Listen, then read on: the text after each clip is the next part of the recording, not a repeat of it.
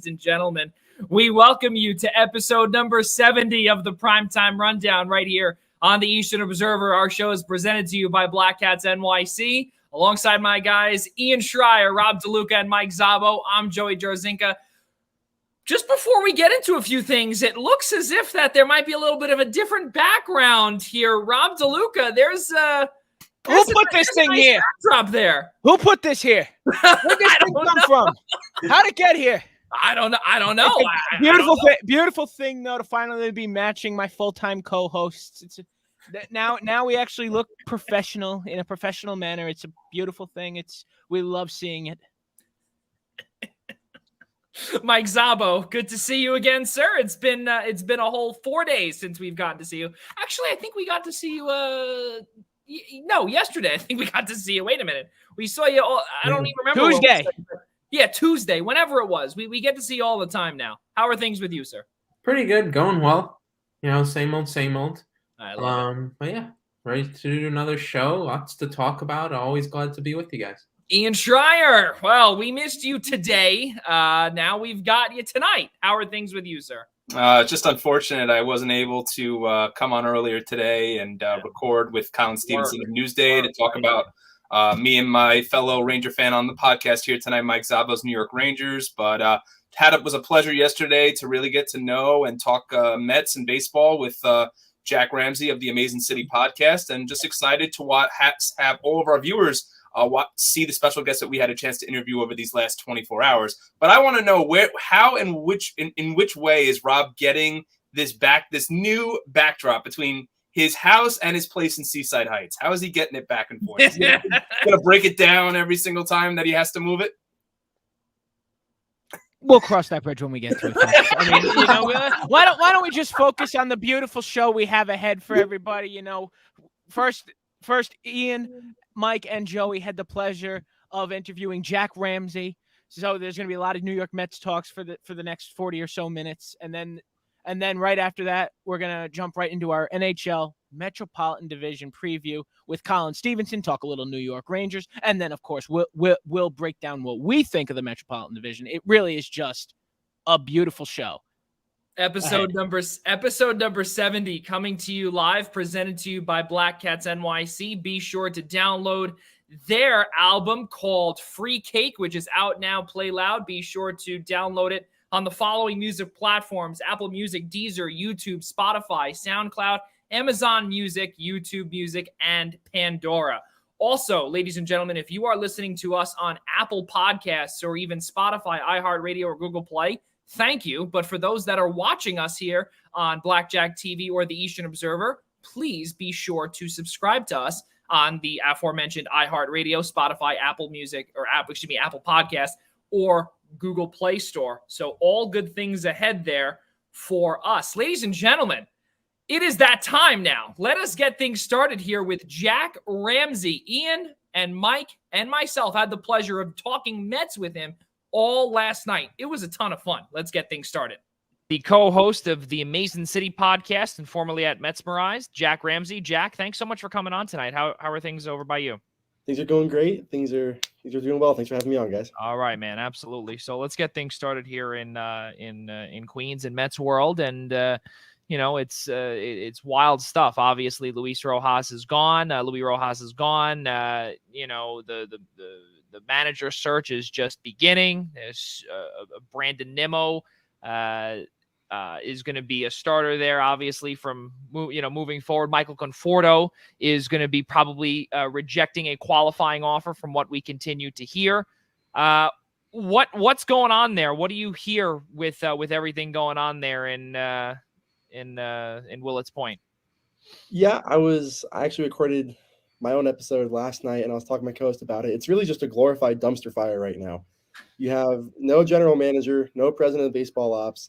You're effectively your highest ranking assistant that's not on executive leave for a DUI is the current team president's son. So you have a lot of issues going on there. You have a good chunk of your core that's set to the market.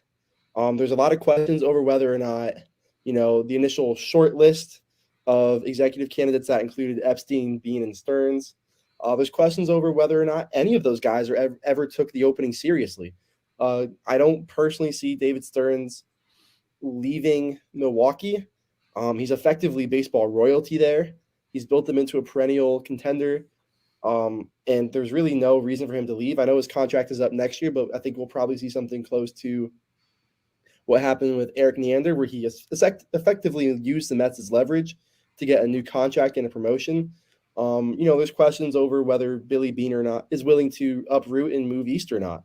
He does not do too much of the day-to-day decision-making anymore, as that's a lot of that is David Frost. So there's questions over whether or not Beane really wants to move back into a 24/7 job. We all know by now that Theo Epstein has turned the Mets down. That appears to really just be a courtesy interview on the side of Epstein. I have to figure he just gave his 2 cents on the team, maybe offered a couple candidates up to Cohen. So there's a lot of questions and no real clear answer. I was again talking about it yesterday on my own episodes. This is going to be back-to-back winners where the Mets are going to effectively be starting behind everyone else. Most everyone else has a GM or a head executive in place, or at the minimum still has some sort of infrastructure within their front office. The Mets' highest-ranking executive, again, is currently on administrative leave. Below that, you have 2 assistant GMs in Ian Levin and Brian Alderson. And below that, you have the scouting department, the player development department, which has been a total mess this year. And you have the analytics department, which isn't really too versed enough to be able to handle the day-to-day type operations of the big league club. So you have a lot of questions with no real clear answer. And I think the big fear right now is it doesn't seem like any of those answers will start to clear themselves up anytime soon. Yeah, we got to hear obviously about how scouting department under the Wilpons was probably the biggest dumpster fire. The analytics department as well has been a massive dumpster fire under the Wilpons. And now that Cohen is taking over, we'll see where he goes from there. Ian Schraier, take it away. Hey, Jack, thank you so much for coming on here with us. Really appreciate it. Just to kind of continue off the conversation that you've been saying with what's going on with the infrastructure of the front office, do you feel with the Mets and with the way things turned out, obviously the whole offseason last year was a mess, just going back to the stuff with Jared Porter. But do you think that whoever does come in to serve as the next president of baseball operations this is I feel has been a big question mark entering the offseason for the Mets, which has really just started.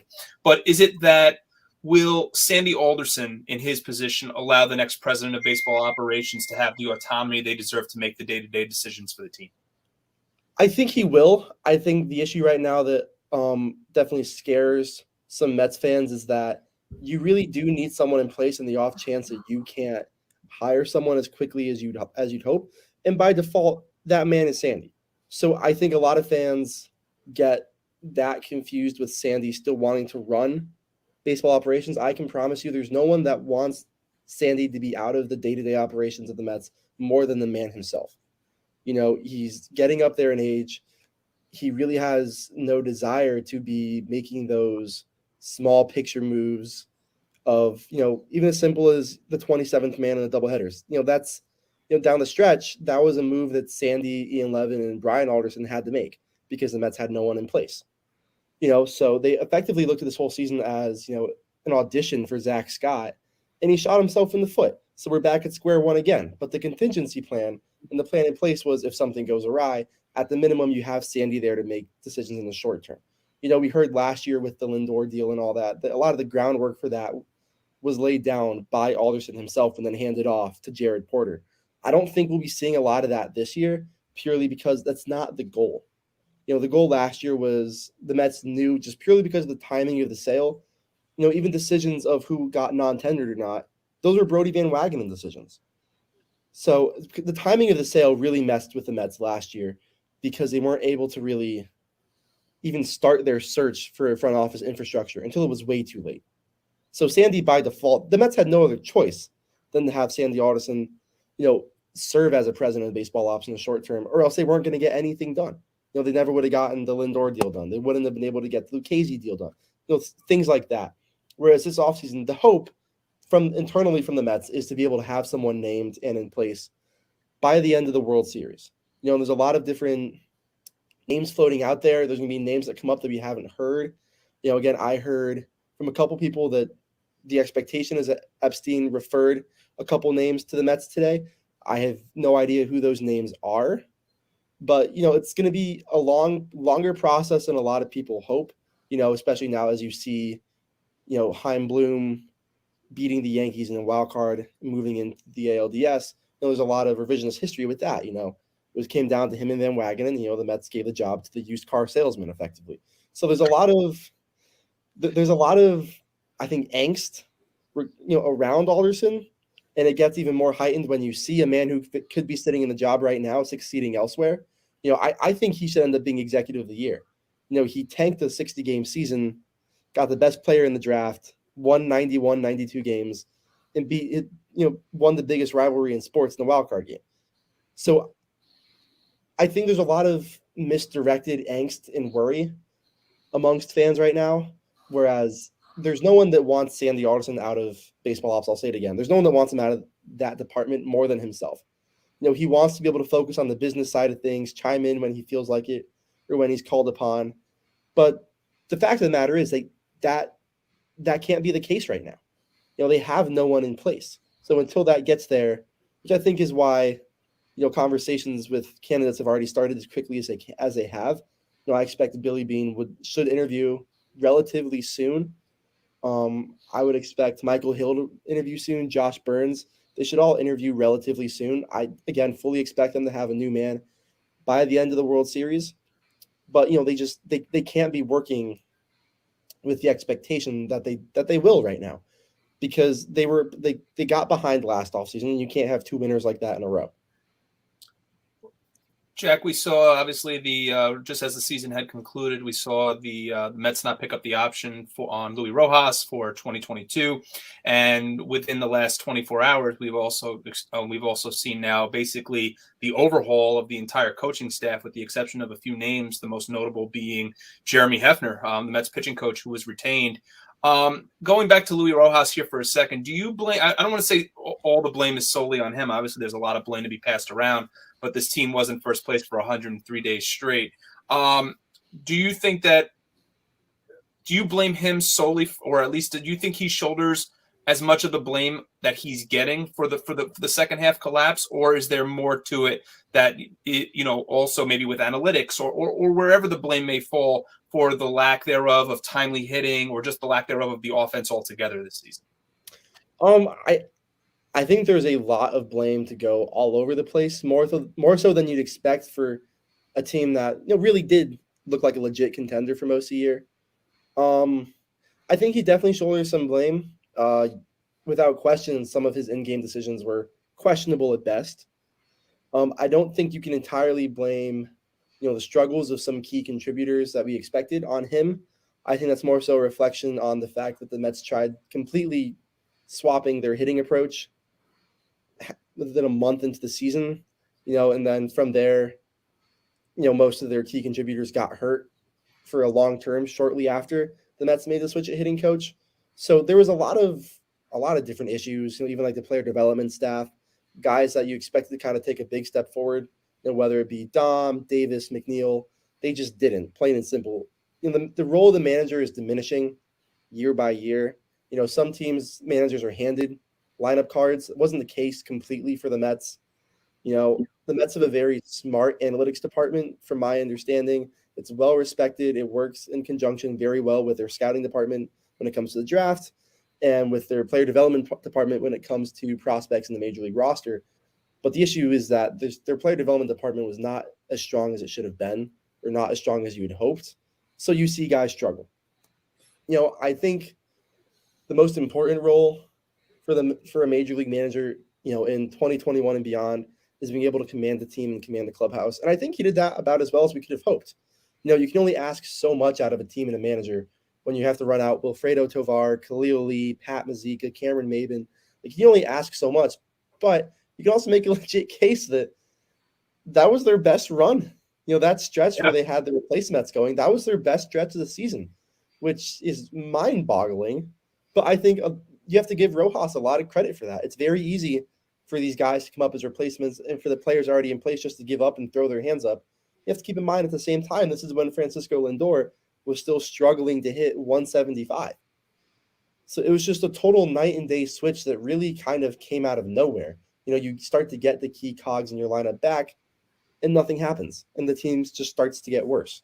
So I don't think you can put too much blame on Rojas because I think he definitely succeeded more than expected in certain areas. But he was never put in a position to succeed from the jump. From my understanding, he wasn't even their second choice when they hired Beltran. My understanding is the final round of interviews came down to Beltran and Eduardo Perez. So you effectively circled back to him as your third choice after Perez turned down the job again after the Beltran firing, and then you go to Rojas. There was just a lot of issues from the jump. His first year is a 60-game COVID season. His 4 and 5 starters are Rick Porcello and Michael Wacha. You gave him a lot of gray area right off the bat, and it's tough to come back from that. The players have those stretches too, where you throw them immediately into a 4 or 5 spot, and the lineup or your number 3 hole in your rotation just expect them to succeed like that, and it's not really fair. Because in the end they're still human beings. So he was just never really given a chance to succeed from the start, in my opinion. And even when the times when he did succeed, A, they were few and far in between, and B, it wasn't in ways you had hoped. He didn't succeed. He didn't succeed when he had Baez, Lindor, Nimmo, Conforto, Alonso. They weren't winning games. And a lot of that, I think you can put on Rojas, but it was more so of an organizational failure. Jack, I want to move forward here and go towards this year and even into next year as well, just before we get to Mike Szabo. Apparently, we got to hear that Theo Epstein and the New York Mets could not come to an agreement. Theo was not going to come to the Mets. What do you see as the next, swing that the Mets have to take at a potential president of baseball operations to go get an architect like a Theo Epstein? Who could that possibly be? I think a lot of that happens. A lot of that will depend on what happens across town. I reported yesterday that there are some issues between Brian Cashman and Hal Steinbrenner. Obviously in sports more so than a lot of other fields, sometimes relationships just run their course and, sporting marriages don't last forever. So I've heard that Brian Cashman and Hal Steinbrenner are not nearly on the page they used to be. They're not on as solid of grounding, and that if the Yankees and Cashman were to find a way to part ways this winter, Cashman only has 1 year left on his deal. So it's not the end of the world if they were to buy him out for 1 year. That would be something Steve Cohen would be enamored with. He's been in the New York baseball scene for 10 years now. He's gotten to know Brian Cashman. They have a solid rapport. They get along well. And that would be something Steve Cohen would want to jump all over. And for all intents and purposes, I can't see a world in which Brian Cashman turns that down. The only pocketbooks deeper in baseball than the Yankees is Steve Cohen. He wouldn't have to up and relocate, which appears to be the issue with Billy Beane, that no one's really sure if he wants to move across the country from an organization where he spent the last 30 years. I think a lot of what the Mets do next depends on what the Yankees do in that sense. I think the biggest issue they have is that the big names that they're going after, they're almost all of them are under contract on different teams. Even if David Stearns did want the Mets job, I don't see why Milwaukee would grant him permission to interview. The A's have They'd be foolish. They'd be foolish to allow him to interview. Right. He's built, what was a mediocre mid-market team into a perennial contender year in and year out. They've been the class of the NL Central for about the last 5 or 6 years. So there's really no reason for him to leave, and there's no reason for ownership to let him consider leaving. Mike Szabo. Oh, sorry. Go ahead. No, go. I was just wrapping it up. Go ahead, please. Go ahead. My apologies. No, I think the Mets' biggest issue is that there's no clarity. Again, and I think in terms of president of baseball ops, you're totally dependent on other teams being willing to part with their head executives, and that's not a recipe for success. Yeah. Mike, go ahead. Yeah. Hey, Jack, I know we've gone through all the uncertainty about the Mets front office and whatnot. What do we see next go further down the ladder in terms of what's next for the managerial position? We've heard take it back to Oakland again. We've heard about Bob Melvin, but we know which searches. There's certainly got to be a list of candidates that they're certainly looking at. who are the Mets looking at? Who should they really look at to try and Cohen has given when Cohen took over the team, he gave them this 3 to 5 year timeline to go out into the playoffs and then eventually to get a championship. Who do they eventually see that they can that can take over now and can help them get to that next level? Right. I think a lot of that is dependent on who their next general manager or president of baseball ops is. I know they're looking at names already just to be able to have those interviews, feel some things out. I know Brad Ausmus is one. Ausmus was a guy that Alderson wanted the year they brought in Mickey Callaway. So Alderson has that previous, desire for Brad Ausmus already. Obviously, Billy Beane and Bob Melvin would be a connection. If the Mets were to bring in Brian Cashman, if him and the Yankees part ways, I would expect Aaron Boone to get at least an interview. I know Boone and Cashman get along well. There's no issues there in terms of relationship. It's just more so a lack of success that they've had in the AL East. So I think at this point, sorry, I mean, just the name, and I didn't mean to cut you off there, but when you mentioned Brian Cashman, the first name that came to you was Aaron Boone. Does Carlos Beltran re-enter those conversations as well?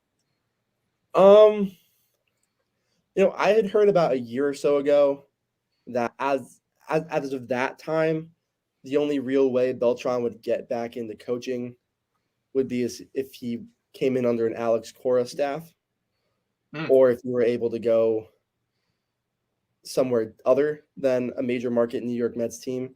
Obviously, it's different ownership, a different regime. Beltran and Alderson have a connection, but there is still an issue there with Beltran and the Mets. Obviously, aside from Jeff Luhnow, everyone else who was involved in the Astros scandal has come back. Cora came back after his 1 year. AJ Hinch is back. George Springer still got his massive contract. Carlos Correa still didn't get his massive contract. The only one that's still kind of out of the game would be Beltran. He probably feels like he's being unfairly blackballed. So there's definitely a desire, I think, on his part to come back to the game, but I would be thoroughly surprised if he does anything with the Mets anytime soon. Sorry to cut you off there again, Jack, but go ahead, Mike. I'm sorry about that. Yeah, Jack, also, how important is it for the Mets to really get these positions, not only get it, obviously the hires right, but to start getting these hires in, because we know this team needs so many changes, especially on the offensive end for long stretches. It was a really putrid offensive team, not scoring a lot of runs. Obviously, this all hangs up in the air, what they do, depending on who comes in as general manager, who comes in as manager, how important is it for them, how quickly to get those positions in quickly and get their offseason business started. I think it's pivotal. I mean, you can make the case this is the most important Mets offseason in quite some time. You have several stars on expiring contracts, which also means you have a lot of money to spend. You now have this precedent of a 3 to 5 year window. You have a $341 million man. Jacob deGrom is getting no healthier or no younger. And you have some top prospects on the way. If the Mets are going to ever have an offseason where they need to nail it, it is this year. So I think it's insanely important. On top of that, you have the fact that you really didn't, not that you didn't get much of an offseason last year, but you started behind the ball. And you touted to the world that you wanted to bring in one of Bauer, Springer, or Real Muto, and you got none of them. Obviously, you pivoted to Lindor, and you can make a case that's worked out fine, and that's just as important as bringing any of those three. But it's pivotal. You had effectively three-fourths of an offseason last year because of how late you started.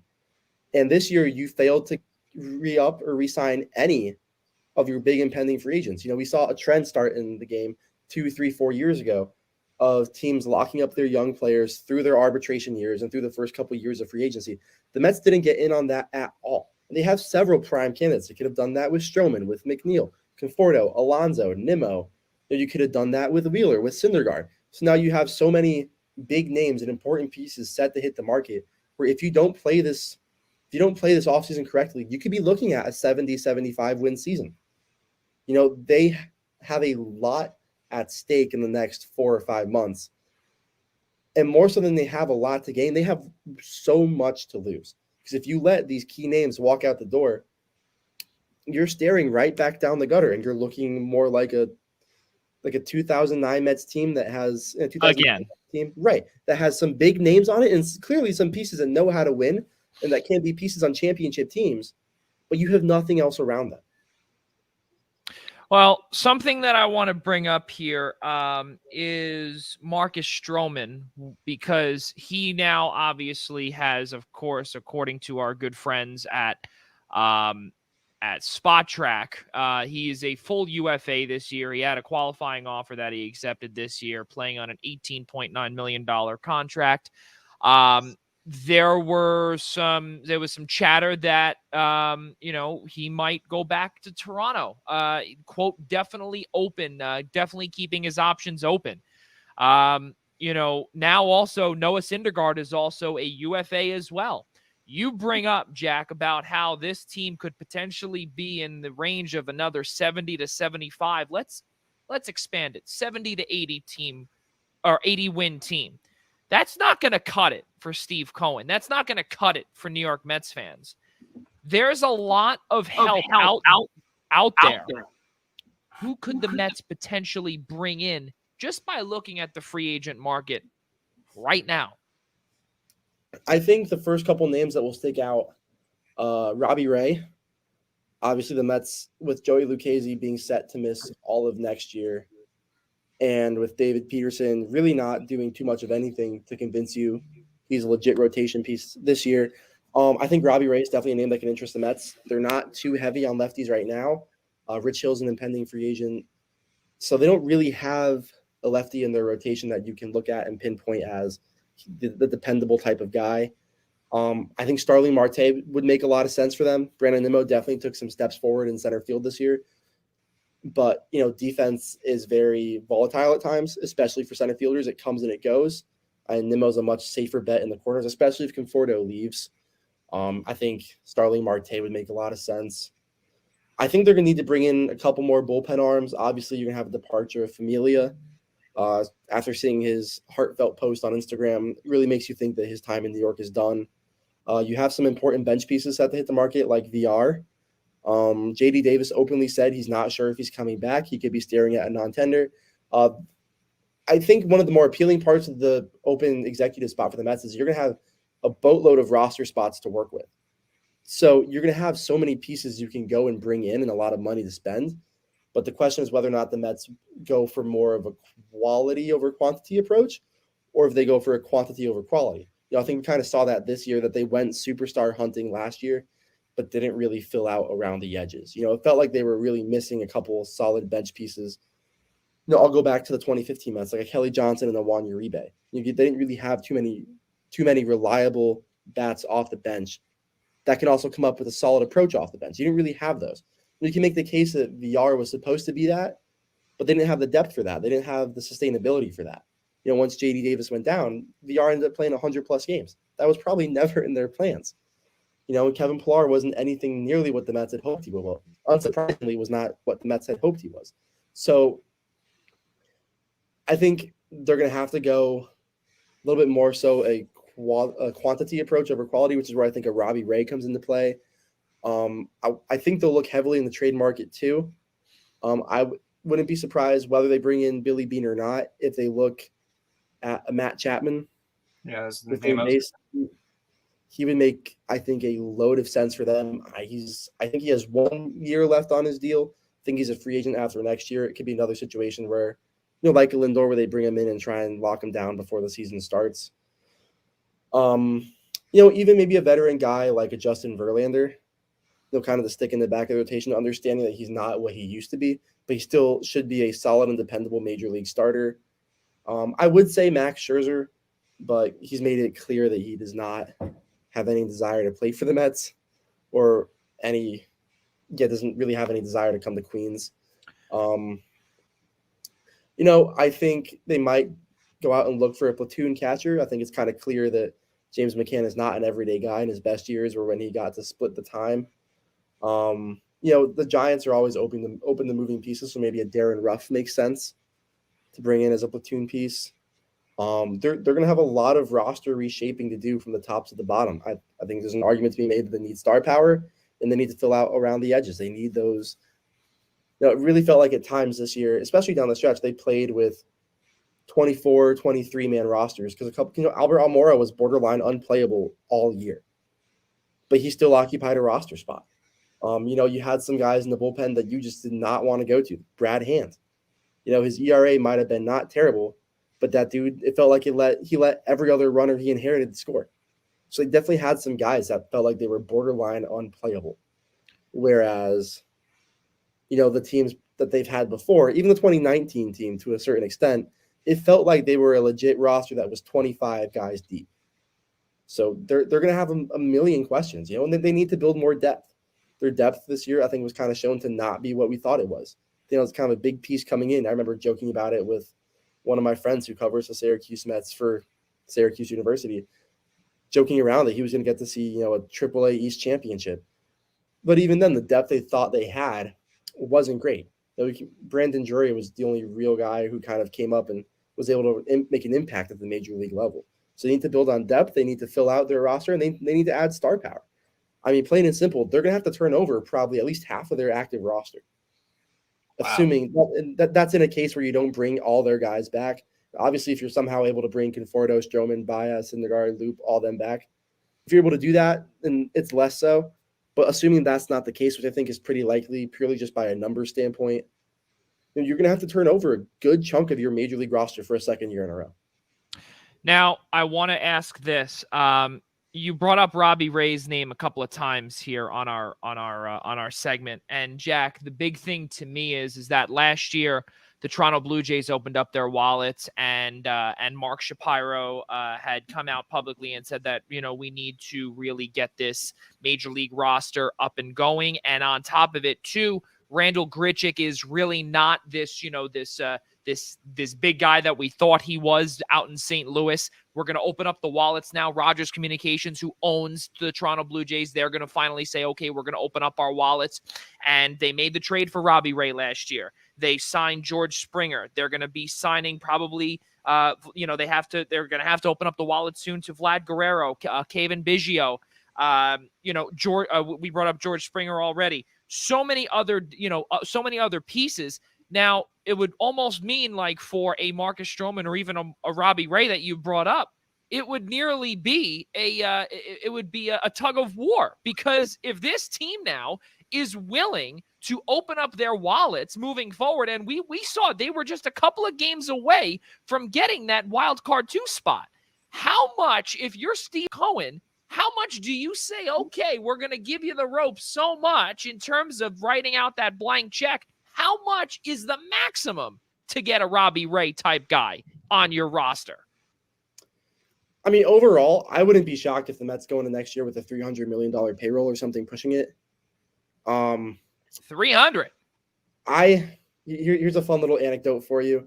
When the Padres initially had their trade for Scherzer before it fell through, and this was days after Max Scherzer publicly said he was not going to waive his no-trade clause for the Mets, Steve Cohen very literally flipped the table. I have it on good authority. Steve Cohen flipped the table after he couldn't change what was set in stone. This man wants to win. He's made it clear he's willing to blow through the luxury tax. With the new CBA, I would expect the number to go up. I think the first threshold is $210 million right now, or something close to it. I would expect that goes up to maybe $225, $230 with the next CBA. So the penalties on a $300 million payroll aren't as bad. But I think priority one for the Mets is going to be retention of current players. I think any of the names that have come out already are experienced names. It's pretty clear they're not going with a first timer who's trying to feel it out. So they'll know how to go about getting these things done. I think to a certain respect, they'll also try and be able to lock up guys you currently have in place, like a Nimmo and Alonso, rework DeGrom's contract, because in theory, next year could be his walk year. I wouldn't be shocked if they push a $300 million payroll, because I think, the goal, obviously, a 3 to 5 year window. But I think people sometimes forget that Steve Cohen, at his heart of hearts still is a fan. He still wants to see them win. It's just now his money and his dime they're trying to win on. I wouldn't be shocked if the Mets do what they have to do to get a Robbie Ray. If bidding gets up to like maybe a $17, $18 million a year, because you still have to factor in this is his first good year in a while. I wouldn't be shocked if the Mets are willing to go there. Because we saw when they tried to marginally add, and aside from 4 or 5 games, Joey Lucchesi really struggled early on. He had a really 50-50 type season. You go into it, it's like, all right, David Peterson will be all right. And he wasn't. For the most part, he did not have a good year. He could not stay on the field. You make the marginal move of a James McCann instead of being willing to go after a Real Muto, and you see what happens there. So I think there's going to be a lot of desperation in the way they act this winter, depending, obviously, on who they bring in as their head executive. But there definitely is going to be some urgency from the people in point 72. I think they'll be willing to pay top dollar for anyone they feel can win them a title. And I think that's kind of the bottom line there, is that Steve Cohen has a year of understanding the inner workings of all this under his belt. Obviously he's the one leading executive searches this year as opposed to when it was Sandy Alderson last year. That was the big holdup. No one really understood if they were going to be reporting to Cohen or Alderson, whereas this year the man himself will be making the hiring. So they will be reporting directly to him.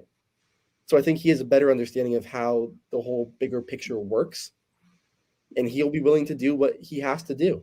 Probably more of a Hal Steinbrenner type. Yeah. Involvement, yes, but not a toxic Wilponian involvement. It'll be he's going to make it clear that he wants to win. I mean, again, the man flipped the table after something that was very clear and evident was going to happen happened. Yeah. He has a strong desire to win. Yeah. So I think it's a point of how desperate he gets, because you do put yourself in that type of situation when you give a 3 to 5 year window. So I think when you look at guys like a Robbie Ray, a Marcus Stroman, even maybe a Marcus Semien to put at second base and shift Jeff McNeil to third, they're going to have a lot of options in that market of guys that were good before but weren't great and are now looking at top dollar. There are a lot of guys that had really strong walk years this year. Yeah. So go ahead. Yeah, I think it all comes down to what the market looks like and how desperate Steve Cohen gets. If they whiff on their first 2 big names, is he, let's say they whiff on a Strowman and a Conforto and they both walk. How desperate does he get to make sure Javi Baez stays in town? I think a lot of it's going to come down to retention of players and just how quickly they start whiffing on guys. Jack, just because we have 6 minutes left, I don't mean to interrupt you, but I just want to get to my next rapid fire, and then we got 2 more, just one from Ian and one from Mike. Rapid fire quickly. Do we see a possible bench coach coming in to potentially be a manager, a man by the name possibly of Joe Espada, whose name has been thrown around out there a ton? Could he maybe be a dark horse to be the new Mets manager? I think he's definitely a dark horse, and just considering that it's still Sandy Alderson searching for names at this moment, I wouldn't be shocked if Bob Guerin's name gets bounced around. There's a lot of familiarity there. Obviously, there's a relationship with Alderson. He's been working under Dave Roberts in Los Angeles for quite a few years now. And even if Billy Beane were to come in, Bob Melvin managed the A's for a little bit. Not Bob Melvin, sorry. Bob Guerin managed the A's for a little bit. So there's definitely connections there, and I think that's definitely more of a safety net type thing. So I think Espada makes a lot of sense. I wouldn't listen to Vegas on this, but betting odds really like Joe Espada to be the Mets' next manager. So I think you're definitely going to see some names like that bounced around purely because either a connection to Alderson or just they were hot names in the Mets' last hiring cycle. Yeah. Ian Schraier and Mike, conclude us, please. Yeah, Jack, to cap, at least for what I wanted to ask off, I think it was something I didn't have in the pipeline, but this was you spoke about retention, and I think the biggest name that comes to mind for me, based on his performance the second half of the year, has to be Javi Baez. Obviously, we know the relationship with Francisco Lindor, and the opportunity has more than enough times presented itself that those two want to play together. It's the only city in Major League Baseball where Javi Baez is willing to play second base, and you have 2 perennial all-stars up your middle infield. So what are how important, in your opinion, based on the word retention that you just used, is it for the Mets to retain a guy like Javi Baez? Insanely. I think it's insanely important for on the field and off the field. If you have your up the middle defenses, Javi Baez and Francisco Lindor, in the biggest baseball market in the country with a strong Puerto Rican fan base, you can market that to the moon and back. On the field, again, it's perennial all-stars as your double play combo. I know Sandy Alderson for a fact loves Javi Baez. He wanted him in the draft, couldn't get him. He tried to move for him in 2013, 2014, before 2015. Sandy's made multiple attempts to get him, and he finally got him this year. I don't think Sandy's willing to just let him walk out the door. I think if the Mets get one big move done before they hire a new head executive, it would be a Javi Baez extension.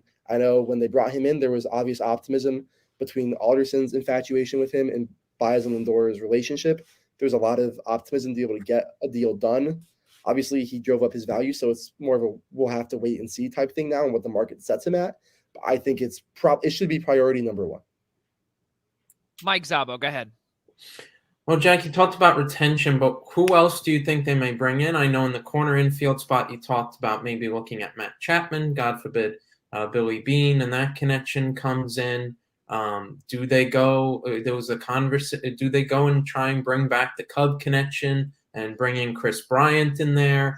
There was a lot of talk at the deadline. How do they remake this bullpen? Who do they need to bring in? God forbid if certain guys leave or just in general make some upgrades. What are, especially Chris Bryant, who do they bring in? Who should they bring in that sort of spot? I think Bryant is the most attractive name to them purely because he will not have a qualifying offer attached to him since he didn't play at least half his games in San Francisco. With the way that the draft board shook out in terms of selection, if the Mets were to sign a player with a qualifying offer attached to them, they would lose their second first-round pick. The rule is, as it's expected to stay in the next CBA, that you lose your second highest draft pick. So if the Mets had picked above their compensatory pick for not signing Kumar Rocker, if the Mets had picked above that with their own record pick, they would be able to keep both, and they would have lost a second-round pick. But since their original 2021 pick is now slated for, I think, 14th, that's below their compensatory pick for Rocker. So if they sign a qualifying offer guy like a Carlos Correa or a Nick Castellanos, they would lose that pick. And the Mets scouting department has been one of the best in baseball year in, year out for the last 10, 11 years. Really since Tommy Tanos and Mark Chimuta took over, it's been one of the best in baseball. They consistently hit on first-round picks. The issue is more so in the player development department. So I think Bryant should, on the open market, Bryant should probably be priority number one. I think they need a veteran, kind of a reliable 3 or 4 they can stick in the back of the rotation. Whether they look out to bring Rich Hill back, maybe that's a Zach Greinke. I don't know. I think that's definitely something they could use. I think we can all agree they definitely need some more stability in their rotation, especially if they are to lose Marcus Strowman, because Strowman effectively was that stability. He was the one making his starts day in, day out. Maybe someone like a Johnny Cueto. There's going to be a glut of pending free agents that are veteran starting pitchers who can give you that type of stability. In terms of infield, I think Simeon's obviously an intriguing one. You have both Seager brothers. I know the Mets have tried to make a move for Kyle Seager before. I think that could be a name that makes sense, assuming the Mariners don't pick up his option for roughly $23 million, something like that. I think he can make a lot of sense for them at third base. I talk about filling out the edges on a team. That's the type of guy that I think you look for when you're trying to fill out around your team. He's a veteran. He can contribute. He plays solid defense. He's not a guy whose name you're going to be hearing every night or seeing, on the ticker on MLB Network or whatever. But he's definitely a solid player that can and has proven he can contribute to a legit winning team. And obviously in the outfield, if you want to view him as an outfielder and not a DH, you have Nick Castellanos. Again, Starling Marte, maybe a Marcano makes sense. He really struggled down the stretch. But, it's just the issue for them is that they need a left fielder, potentially a right fielder or a center fielder, depending on where you put Nimmo. You need a third baseman. You might need a second baseman. You need help catching. You probably need a starter, 2 if Strowman leaves. You need some pieces in the bullpen, assuming that you're able to bring back Loop. If not, you still need to round out your pen anyway. They have some serious holes. And unfortunately, some of the pieces that are in place already are more so secondary pieces, and not your top of the line type player. Like you have a Taiwan Walker in place, who's a valuable piece in your rotation, but he's not the guy you want to be running out there, NLDS game 2. So they need to bring in more top of the line talent. It should be interesting. They had a lot of prospects take steps forward this year, like a Vientos, like a, I don't think they'd move him, but a Brett Beatty, Khalil Lee took a huge step forward. Even like in the lower line, like a Carlos Rincon, a Carlos Cortez, you have a lot of guys that did take steps forward. I think they should be active in the trade market, which again, where I think a Matt Chapman really does come into play. If Chicago's looking to move him, maybe a Wilson Contreras, and you send the Cans contract back the other way. He has, I think, 1 or 2 more years left on his deal, and then you can give way to Francisco Alvarez. So they're going to have a lot of ways to be able to get things done. It's just a point of how quickly they can and whether or not they're able to jump the market to be able to get it done. I think that'll be key for them, having to jump the market. Ladies and gentlemen, Jack Ramsey, co-host of the Amazing City podcast, formerly at Mesmerize. Jack, thank you so much for coming on here tonight with us, and we hope to have you back on in the future. Absolutely, guys. I really appreciate it. Thank you.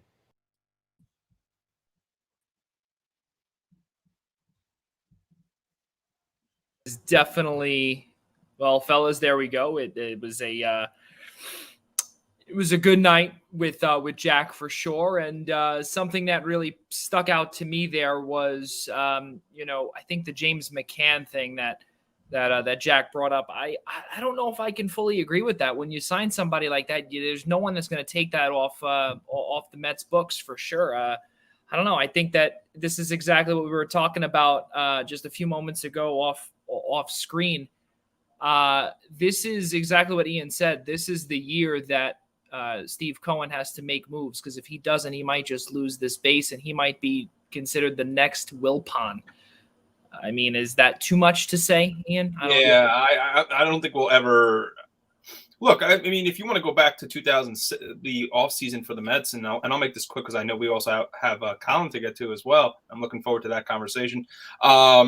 Is that I'm losing my train of thought here too. I don't think we'll ever put Steve Cohen on the same level as Fred and Jeff Wilpon. Just when you look, even when you go back and remember when the Wilpons actually spent money and they went out there and they got Carlos Delgado and Carlos Beltran and Pedro Martinez and so on and so forth, and made the run to the NLCS in 06. But no, I don't think he'll ever. I think the issue is that he gave the Mets fans a 3 to 5 year timeline and said we plan on winning a championship in that time. And as I mentioned to you guys on text while we were off air, is that if he doesn't at least meet the expectation of making the playoffs within the next couple of years, then I think the fan base is going to start to turn on him, and understandably so. The guy's the richest owner in baseball. The Met fans were applauding finally the fact that Steve Cohen was going to be the owner. But is this team ever going to be good enough to? And this team was certainly good enough for 103 days. This team next year really needs to find. I mean, I wouldn't say next year, but maybe by the year after, has to have. I mean, not just postseason aspirations, but has to get there. Yeah, there's no doubt. And guys, DeLuca, you were not there last night. Did you see anything that, especially with, Mets fans, that you thought of, that they could be in trouble next year, or will they?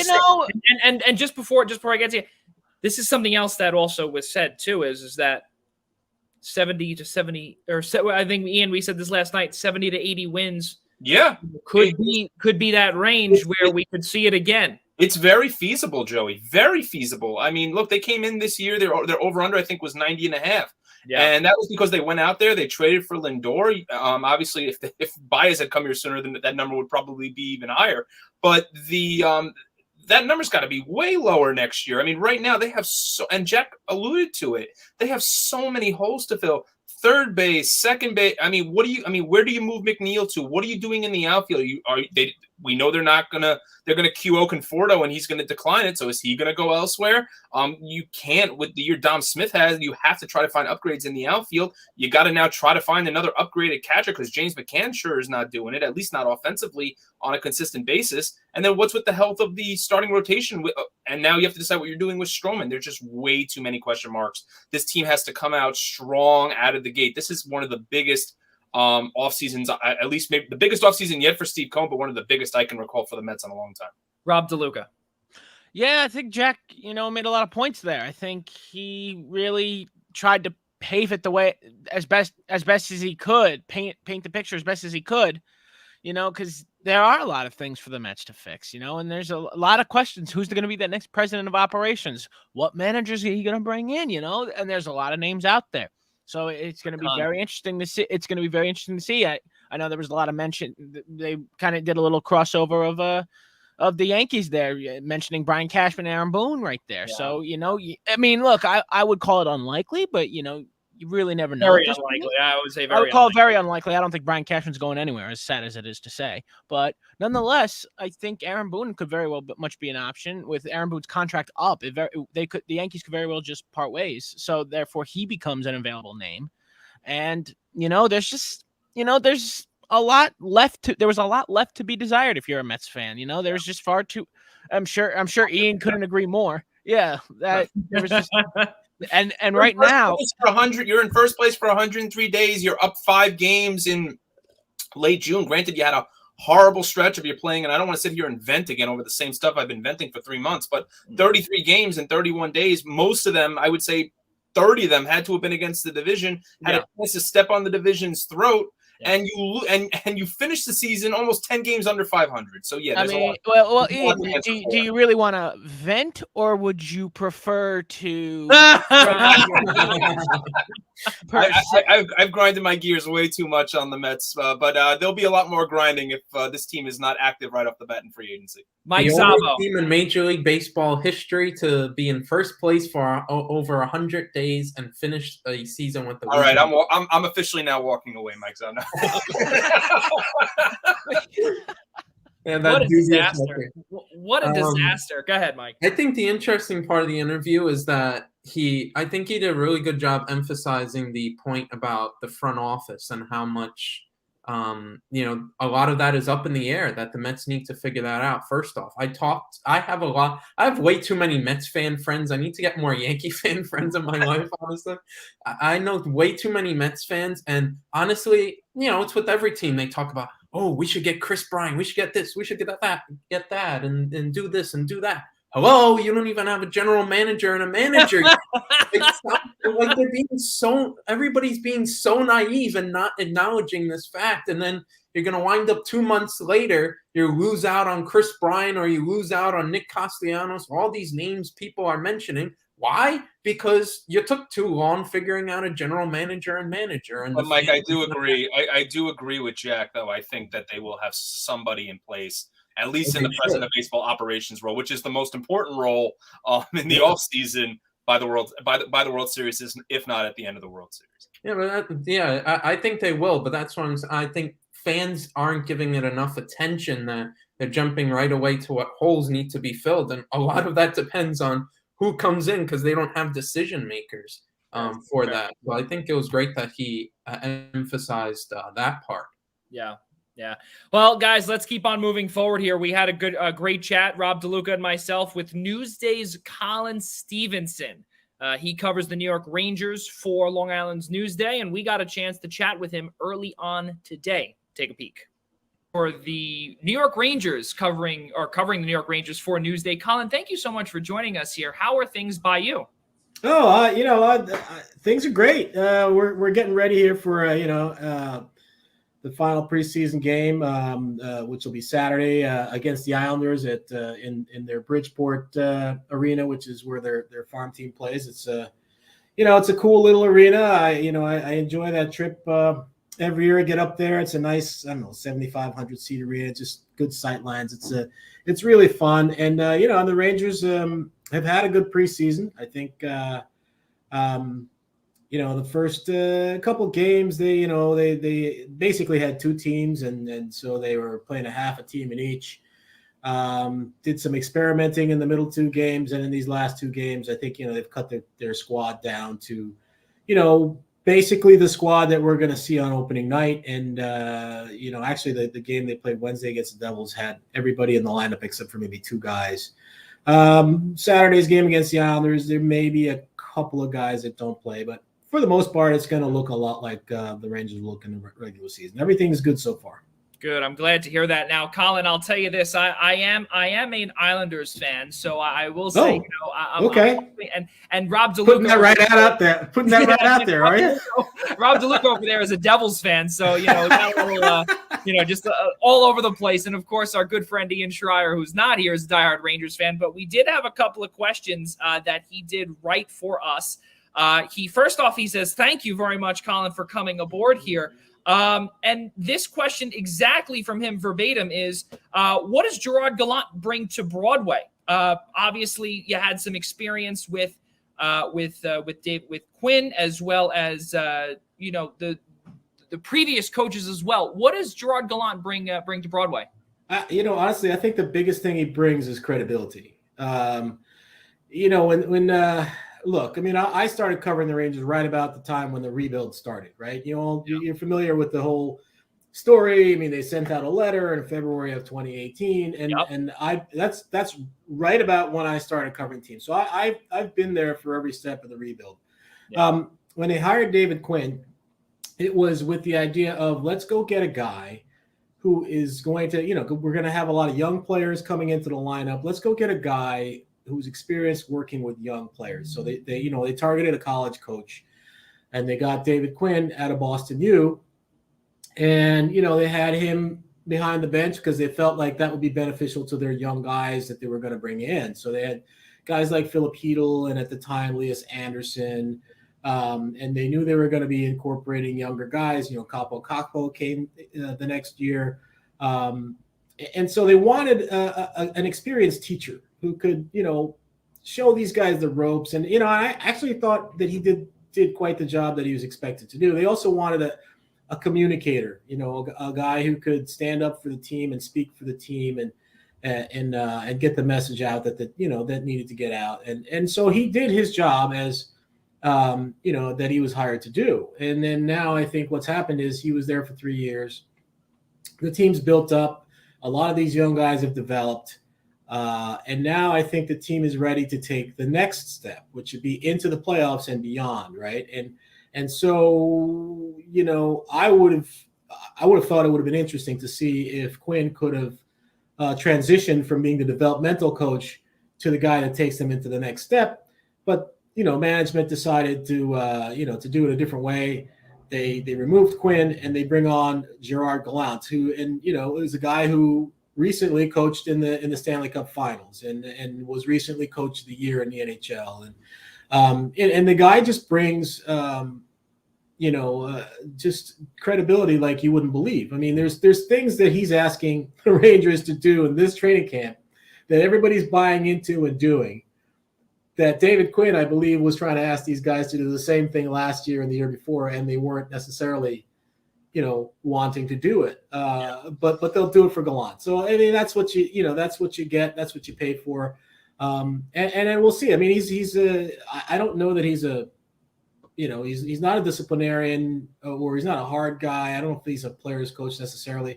He's a guy that comes to the rink, he gets on the ice, says what he has to say, gets behind the bench, and they don't see him. Like, he's not walking around the locker room trying to be buddy with them or anything like that.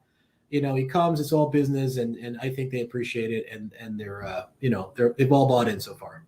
Yeah, that's really something crazy to see and to hear as well, especially when you had Alain Vigneault, who the Rangers went to the Stanley Cup final with 2013-14. Obviously, we know lost to the LA Kings in 5. Then you had the experience, obviously, prior to that with John Tortorella as well. It's really some amazing stuff there, Colin, that I guess a complete shift in terms of coaching. You go from David Quinn, who obviously had no NHL experience, right, NCAA, and now you've got Gerard Gallant, who just was in the Stanley Cup final, as you said, with a brand new expansion club, which is really unbelievable stuff. Now I want to move into the next thing just before we get to Rob DeLuca here about Jack Eichel. There's so much talk there between, with the.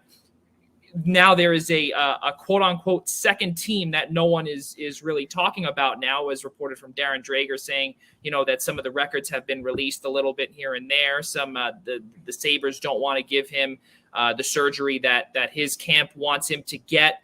And there was also talk, obviously, that it could have been down to two teams, being the Rangers and the Anaheim Ducks, because their farm system is so deep. What do you see, and what have you heard so far with this Jack Eichel disaster? Well, people in Rangers land are being quiet, I guess, and that's what you would expect. Sure, were they interested? Yes, they were interested. Are they interested? I'm sure they still are interested. But I think they're in a good place. And yes, they do have a deep farm system. They've got lots of prospects. They would make a wonderful match for the Sabres if that were to come together. But I think the Rangers can't wait for the Sabres. I think that the Rangers, they investigated this over the summer. They did their due diligence. They went in there.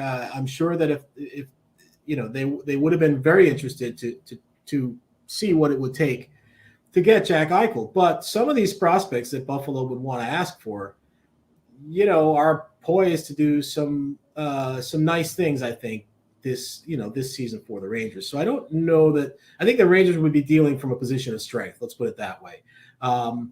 Now, obviously, if Buffalo can find other teams to be interested and maybe create a little bit of a bidding war, then maybe you pay a little bit more than you would like to.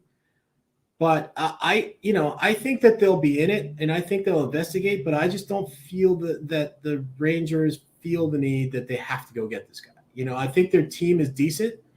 They have Mika Zibanejad. I'm curious to see what he's going to do. I mean, he was on a trajectory where he was going to, break into like the real big name players in this league. The season before COVID. And then, he had COVID at the start of last year and didn't have a great year. He certainly had a very poor first half. Finished okay. Has had a really good preseason. And I think that he's a legit first-line center. Mm-hmm. So, you run into that question of, you have a legit first-line center who is, in his late 20s now, who's going to make a certain amount of money. You probably can't have him and Jack Eichel. So if you're going to get Jack Eichel, who makes $10 million a year for the next, 5 years, I think it is, you're probably going to be moving on from Mika Zibanejad. So, but can you do that? I mean, if is Jack Eichel really healthy enough where it would be prudent for you to do that? So it's tricky. If it was me, yes, I'd be interested, but I don't know how hard I would press to do this. You know what I mean? Because I think I'm of the belief that, the bird in the hand is worth two in the bush. And, I think Mika Zibanejad is a bird in the hand. So I wouldn't do it, but I'm not the GM of the Rangers. Well, it's very funny that you bring that up, and we're going to get to Rob DeLuca in 1 second here. I just want to say I love, Colin, what you brought up here about the numbers. And Rob DeLuca knows I love the number game here. It's the truth. When you see, especially when Artemi Panarin spurned the Islanders a couple of years ago, obviously I do have a little bit of salt about that. Yeah, I can tell. But be that as it may, and all joking aside, though, especially when you've got these guys like Artemi Panarin, obviously, who is worth every single penny of his $11 million plus dollars or whatever exactly what he's making. Right. But then you also have Jacob Trouba as well on that back line, who really underperformed in the $8 million contract that he's got there for however many years. And now there were some questions about there in terms of the cap and how these guys may have to get paid. And then now if you try and bring in Eichel with $10 million, exactly what you said, who knows? It might just be a Toronto Maple Leafs type situation. DeLuca, take it away. All right, Colin. Yeah, what you said about the Eichel completely rings true. The Eichel situation is getting a little out of hand, but I do think the Rangers are still in on it. And a corresponding move that everyone seemed to think definitely meant the Rangers were getting Jack Eichel to be a done deal was sending Pavel Buchnevich to St. Louis. And obviously Buchnevich has been an important piece to the Rangers for the longest time. So what is this season going to look like without one of their key forwards? And how do they plan to move forward with it if they somehow do not end up with Jack Eichel? Well, I mean, I think it made sense because, look, it's for the moment. Let's say they don't get Jack Eichel, okay, and I'm going about my business as though they don't get Jack Eichel, and they're going to have to after this season pay Zibanejad whatever number one centers get, right? So I don't know, $9 million a year. Maybe he takes a hometown discount. Maybe a little like Sasha Barkov today. Yes. So they're gonna have to pay him. Adam Fox's contract is up after this season as well as rookie deal. He just won the Norris Trophy, so he's gonna be making some serious money. If you look at who's signed, Cale Makar signed, Seth Jones signs. I mean, Fox is gonna make $9 million a year plus. Mm-hmm. So I mean, it's now you're running into so you got Panarin making 11.7, I think it is. Zibanejad's going to make, if he's here, is going to make 9. Fox, if he's here, is going to make 9. Trouba is making 8. Chris Kreider is still on the team, right? Let's not forget him. He's making some serious money as well. So you do start to run into cap issues. And so Buchnevich was a guy whose contract was up after last season. He was going to have to re-sign over the summer, and he was going to get money based on his production. And so really he was a salary cap casualty, regardless of Eichel. He had to go just to kind of free up some space or give them space to sign, people like Zibanejad and Fox. And the other thing that moving on from Buchnevich does is it opens up ice time in that top 6 for guys like Kaapo Kakko, who is, who looks as though he's ready to break out this season. Okay. He's came over at 18, number 2 pick overall in 2019, came right over from Finland. It was tough. 18 years old, English not your first language, coming all the way across the ocean. Your parents aren't here. He's living with a host family. We don't think about that stuff, but that's tough stuff for an 18-year-old kid. So anyway, he struggled through that, up and down, inconsistency, had to learn the NHL rink and all that kind of stuff. Scored, I think, 10 or 11 goals, something like that. Yeah. Last year came back bigger, stronger, better in his own defensive end. He had the worst plus minus in his rookie year. He's minus 26. I just looked it up the other day. Last season came back and he was plus 3. So he obviously picked up his defensive game. And he was better. If you watched him, you could see him doing things. And now this is the year where, you think, okay, now you got the defensive game figured out. Now you got the small rink thing figured out. Now go score some goals. And he's, as of right now, slated to play on that line with Panarin and Ryan Strome. So you should have plenty of opportunities to score some goals. So anyway, so that's it's a twofold reason to move on from Buchnevich. 1, to clear space from under the cap, and then 2, to open up ice time for a guy like Kakko and a guy like Alexis Lafreniere, who was a left winger, but now can play on that top line with Zibanejad and Chris Kreider. Yeah, 100% agree there. It's definitely helpful because, as you said, they're going to have to pay some guys, and it's going to get expensive. It's going to be real expensive. You're going to see almost $40 million tied up in 3 players. It's a little 35, more like 35 million, but still crazy. But now let's move a little to behind the blue line, more in the crease, sort of say, and let's look at the Rangers' goaltending situation. Yeah. Obviously, Igor Shesterkin, the starting goaltender, not a question. They want him to be a true number 1 goaltender, and it has been kind of made clear throughout the Twitter sphere that Alexander Georgiev wants to be a starter somewhere, and he has the skill set to be one. So how are the Rangers approaching this, and what are they planning to do about potential if that request for a trade was true from Georgiev? How are the Rangers planning to accommodate him? What is the plan for the Russian backup going forward? Yeah, so it's interesting you bring him up because he's the guy that we spoke to at practice today, Georgiev, and he denied asking for a trade. He said, he didn't, those are rumors. I spoke to his agent, shortly after that stuff came out.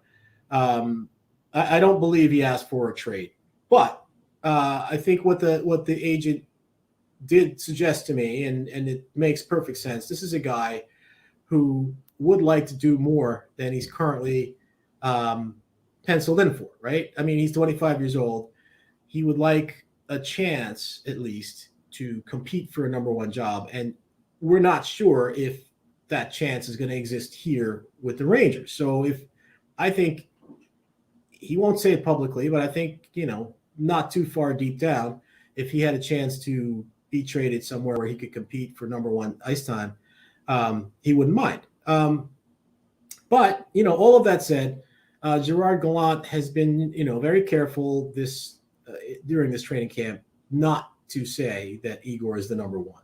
Mm-hmm. And to not to say how many games he wants Igor to play. And basically he said, he's going to leave it up to, it's going to be a game to game and, all of that kind of stuff. Now, from what we've seen in the last season and a half, I don't think, we've seen him, and Igor's the guy, right? I mean, he's coming off Wednesday night, the Rangers won 6-2, and, and we all focused on the fact that Ryan Reeves got hurt and, Mika Zibanejad scored 2 goals and stuff. But what didn't get talked about as much is that Shesterkin was great that night, right? He made a lot of saves. And it was kind of like that Marty Brodeur type game where, the puck's in the other end most of the time, and then all of a sudden here comes a breakaway. And you haven't faced a shot in 6, 7, 10 minutes, and now you have to face a breakaway. And that's what, Igor had to deal with on Wednesday, and he was up to the task. So I think, for Alex Georgiev, look, he's in that stage, where a lot of people find themselves, where I don't know how much potential for advancement there is in his job. He may have to go to a different company to try and get the promotion that he wants. And so, yeah, if he were to get traded to a better spot for him, I don't think he would mind. And if the Rangers could get a deal for him, get some assets back, I don't think they would mind doing it, because they do have, they learned last season that Keith Kinkaid can play. Keith Kinkaid was a guy who came up with the Devils. He was number 1 briefly. He played for the U.S. in the World Championships. He had a good little run, and then things kind of went bad for him. He was in the minors. The Rangers signed him.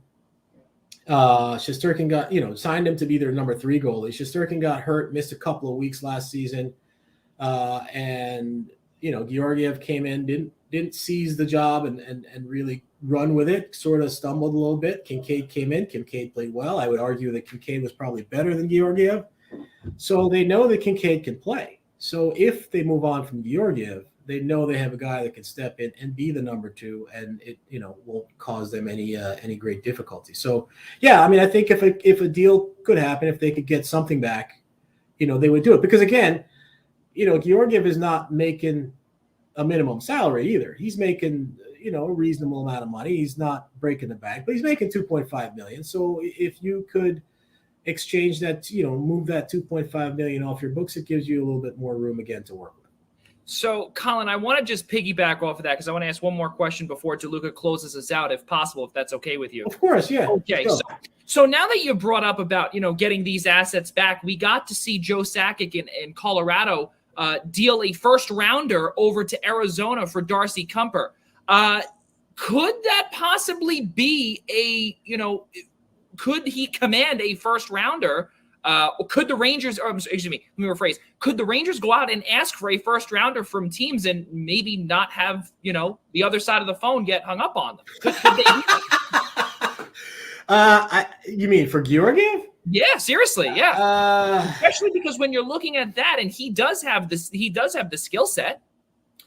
I think that would be a little much. I mean, if I were the GM on the other end of the phone, I don't know that I would entertain a first rounder for Alex Georgiev. But, I mean, maybe a second rounder or a third rounder. I don't know, whatever. I mean, like second and third rounders are valuable too. I mean, the Rangers have a third rounder in Zach Jones that they just sent down to the minors yesterday, who really looked good in the preseason. Played 10 games last year for them, won a national championship at UMass last spring, signed with the Rangers, played 10 games, and looked good in the preseason. Today Coach Gallant said, listen, he did nothing wrong. We just had a numbers problem. We had to send him down. He'll be back. Yeah. So you can use, if you have good people in your personnel department, third round picks are valuable. So if they could get a third round pick or a second round pick for Georgiev, I think that they'd be happy with that. First round pick seems a lot to me, but hey, if you can get it, go for it. Yeah. So my last question, just before Rob DeLuca closes us out here, this is actually from Ian Schraier. Very top heavy in the top 6. We saw the Rangers go out and acquire some physicality for the bottom 6. We saw Barclay Goodrow, Sammy Blais. He asks, is this a concern? What do you mean? In what way? I mean, in terms of possibly a very top 6 heavy team, but maybe the bottom might be a little too bulky. No, I don't think so. I mean, as of right now, you have a top six that's very skill heavy and a bottom six that's very grit heavy, and that's fine. But over the course of a long season, you're going to move guys around. So, for instance, in practice today, Barclay Goodrow was skating, with Ryan Strome. So, I mean, that could happen. I mean, like if stuff needs a look needs to get freshened up now and again. I mean, you have guys like that. Goudreau could probably play up in the lineup. From what we've seen of Sammy Blais, man, he's really winning a lot of fans with the preseason he's having. Big bodied guy, goes to the net. Yes, right now he's a fourth liner, but he sure looks like he could play up in the lineup if you needed him to, and if you want to change the mix a little bit. So I don't really worry about that sort of too much. I mean, I think at this point, the lines are what they are for opening night, and they could be totally different by the start of the second period of opening night. So I don't really worry about that. You want to pick your 12 best forwards and your 6 best D and go to town. Rob DeLuca, close us out. All right, Colin, we thank you for coming on. It's been a big pleasure. But I ask this of everyone before everyone begins. I did it with Scott. I did it with Scotty Burnside. I did it with. I'm afraid now. I've done it with every NHL divisional preview so far. So we got to do it with you too. Metro Division, without question, the most competitive division in the National Hockey League this season. How do you see it playing out? 1 to 8. Who's making the playoff? Who's 1 through 3? Is there going to be one wild card team, 2 wild card teams, maybe even no wild card teams, just because of how good the Atlantic might be? And who has the potential to do the most damage out of the Metro? All right, so I talked with Andrew Gross, our Islanders writer, on his podcast just yesterday, as a matter of fact, and we came up with a consensus. I feel pretty good about this. I think certainly the Hurricanes and certainly the Islanders and the Hurricanes, I would believe would be going to the playoffs. I think Washington as well. I think some way, somehow the Rangers will get in, but not necessarily as one of there's 3 spots. There's 3 sort of divisional spots and then 2 wild card spots. I would think the Rangers will get in. I can't tell you that, if it's going to be one of the 3 division spots or if it's going to be a wild card spot. But I think that those are the 4 teams that I'm looking at from the division that would get in. I have questions about, I think the Penguins are old. Evgeny Malkin is injured, going to miss the first 2 months of the season. Sidney Crosby is injured presently. He'll be back soon, but he's going to miss the start of the season as well. Their goaltending, we know, is a problem. So yeah, I mean they're not very far removed from being a Stanley Cup champion, but I think they're they have the look of a team that's gotten old. The Flyers are the intriguing one to me. They were a good year and a half, 2 years ago, I guess.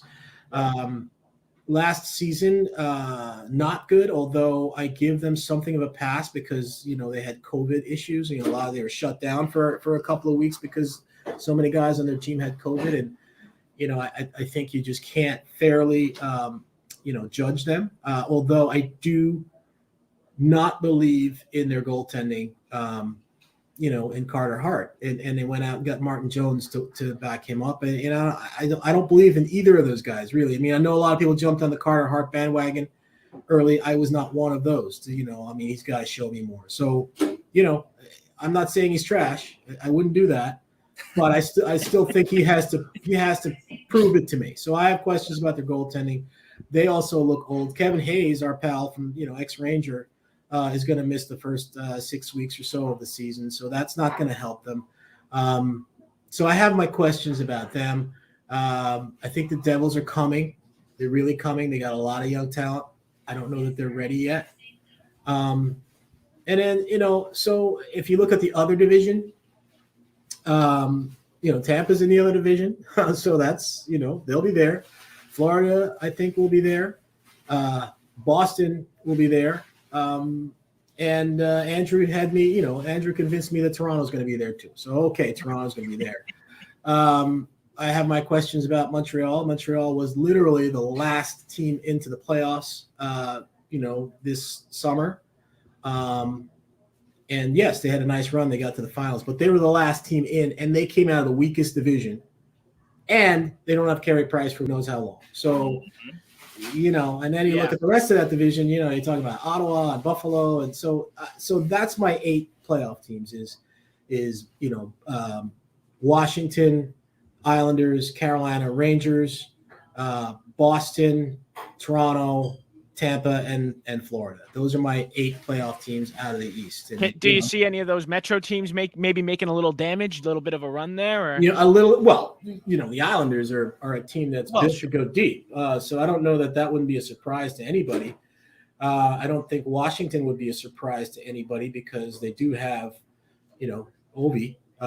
So that they wouldn't surprise anybody. But in terms of Metro teams going deep, I think those 2 could go deep. And then Carolina, Carolina, they're intriguing me because I think they have a really good coach, and they have enough talent, but they're different. Like they change, their goalies are different. And I think they'll be there at the end.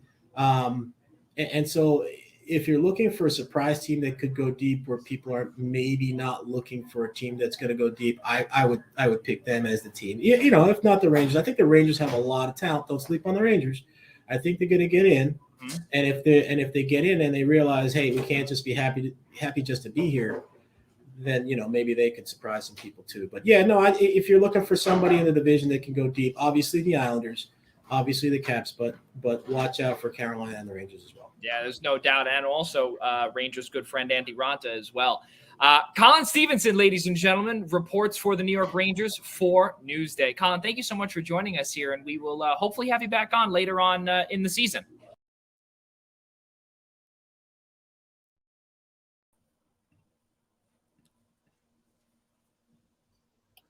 Well, we are back. I think the cool thing is that Colin Stevenson brought up a ton of good points there about the Rangers, about the preseason, and of course we made sure that we got Ian's questions in there. Thank you, Joey. Thank you. He decided to work today, ladies and gentlemen. Work is overrated, but Ian, of course, sticks right in that fine line of I have to be the big man of the group and work, but he's home, he's good now, and we asked a few questions on his behalf. Ian, I have to ask you this one question though. I brought up about the bulkiness of the bottom 6. That wasn't the way you wanted that question phrased, did you? No, you worded it right. And I put it on the chat and I said to you, those were my notes. I figured you were just going to take my notes and actually formulate questions out of it. Oh, no. I wasn't expecting you both verbatim to literally take what I wrote and just say what was there. That's exactly what you did. Clearly, all 3 of you who have majored in communications in your life or are still majoring in communications don't realize what the word paraphrasing means. That is correct. At least not yet. That is correct. Look where we went to school. We didn't go to no Syracuse. I mean, Rob, you didn't even go to a real school. That's okay. That is true. Where did I go? Exactly. We didn't go to no Syracuse. We don't know big people words like paraphrase. Yes, you learn how to say Poughkeepsie real quick, though. That is true. That is true. We did not play Scrabble enough in our day. Guys, let's keep on moving forward here. I want to start with you, Mike Szabo, because you're also a Rangers fan. You got to hear someone that you constantly see a lot of Rangers reporting from, so pretty cool stuff to hear from him. We've continuously discussed, a lot of the Rangers' problems. Ian has discussed it, over and, time in and time out ad nauseum. From you now, about what did you see that really stuck out there that Colin brought up? Well, I think it stuck out the fact that this division is competitive, but I also like the part about the goalkeeping situation. I think the whole aspect of Georgiev and Shesterkin, what happens there, and it really eerily reminds me. I'm not comparing them talent-wise, but it eerily reminds me of the Cam Talbot situation from a couple of years ago. Henrik Lundqvist was still around. Everybody felt like he could still play. Obviously, Shesterkin is much younger, so it's not the same situation. But everybody felt Lundqvist could still play. Obviously, recently coming off of the Cup run, still got some more years left in him. But Talbot's coming on strong. He can perform as well. Yeah. What do we do? And they eventually went to stuck with Lundqvist and dealt Cam Talbot. And so this whole dynamic with Shesterkin and Georgiev really reminds me of that. And Yeah. I think at this point, probably eventually they probably should get a deal for him.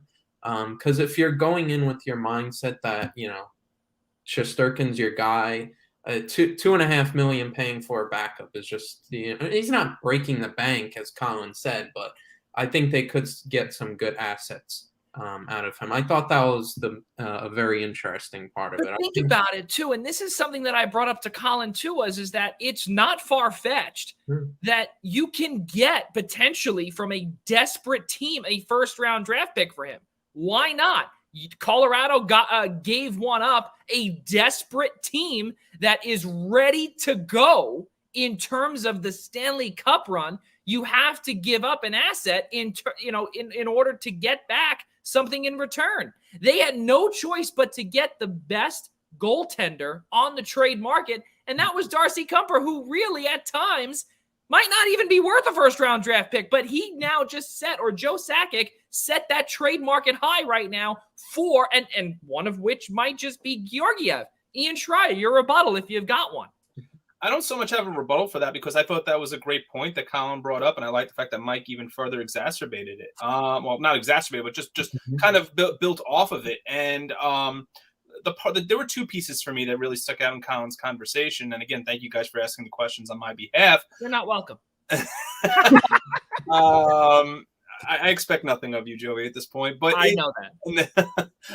The first piece was definitely about the Buchnevich, and I thought that was a great question by Rob, asking about what did the trade of Buchnevich mean, because it almost felt like that was the kind of the stepping stone to the Rangers getting Jack Eichel, and it never happened, and it still hasn't happened yet. And I didn't realize, and I didn't really put two and two together with the fact of thinking he could be a salary cap casualty with the amount of money they're going to have to pay Mika Zibanejad and the amount of money that's already on Panarin's contract and how much they're going to have to pay Adam Fox. So I thought that was actually very interesting and actually kind of cooled a little bit of my fears with everything after the Buchnevich trade occurred. Secondly, I don't know if I'm buying just yet the Rangers as a playoff team. I'm just not there yet in the preseason. This was a team last year in the shortened season. Granted, the division was slightly different. They had Boston and Buffalo in there instead of Carolina and Columbus. And granted, you could say that Boston and Carolina is almost a wash, and you can almost say that Columbus and Buffalo are a wash. But this was a team last year that could. Granted, Zibanejad had a horrible start. This team really couldn't find their groove offensively. And the only teams they could seem to beat were the Buffalo Sabres and the New Jersey Devils, the two teams that were below them in the division. The only team above them that they could seem to compete with, and this just goes back upon years and years of rivalry, is the Washington Capitals. They could not play with the Islanders, and we saw what Jim Dolan had to say about the Rangers not being able to compete at the same level, at least on a gritty level, as the Islanders, and that's why their bottom six stands as it is. I have questions there. I have questions outside their top defensive pairing. Are they going to get consistency offensively? If Colin thinks Capo Caco this is going to be a breakout year for him, that would be a welcome sight. You'd like to see more out of Filipino. I think the world out of Vitaly Kravtsov. I think he's really the guy to watch for a breakout season. But I think there's just too many questions. I can't eliminate the Penguins yet. I just can't. I know Malkin's out 2 months. I know Crosby's hurt. I can't eliminate them yet. They're just it's the Penguins. It's like eliminating the St. Louis Cardinals in baseball. Even when you think they're down, they're not down.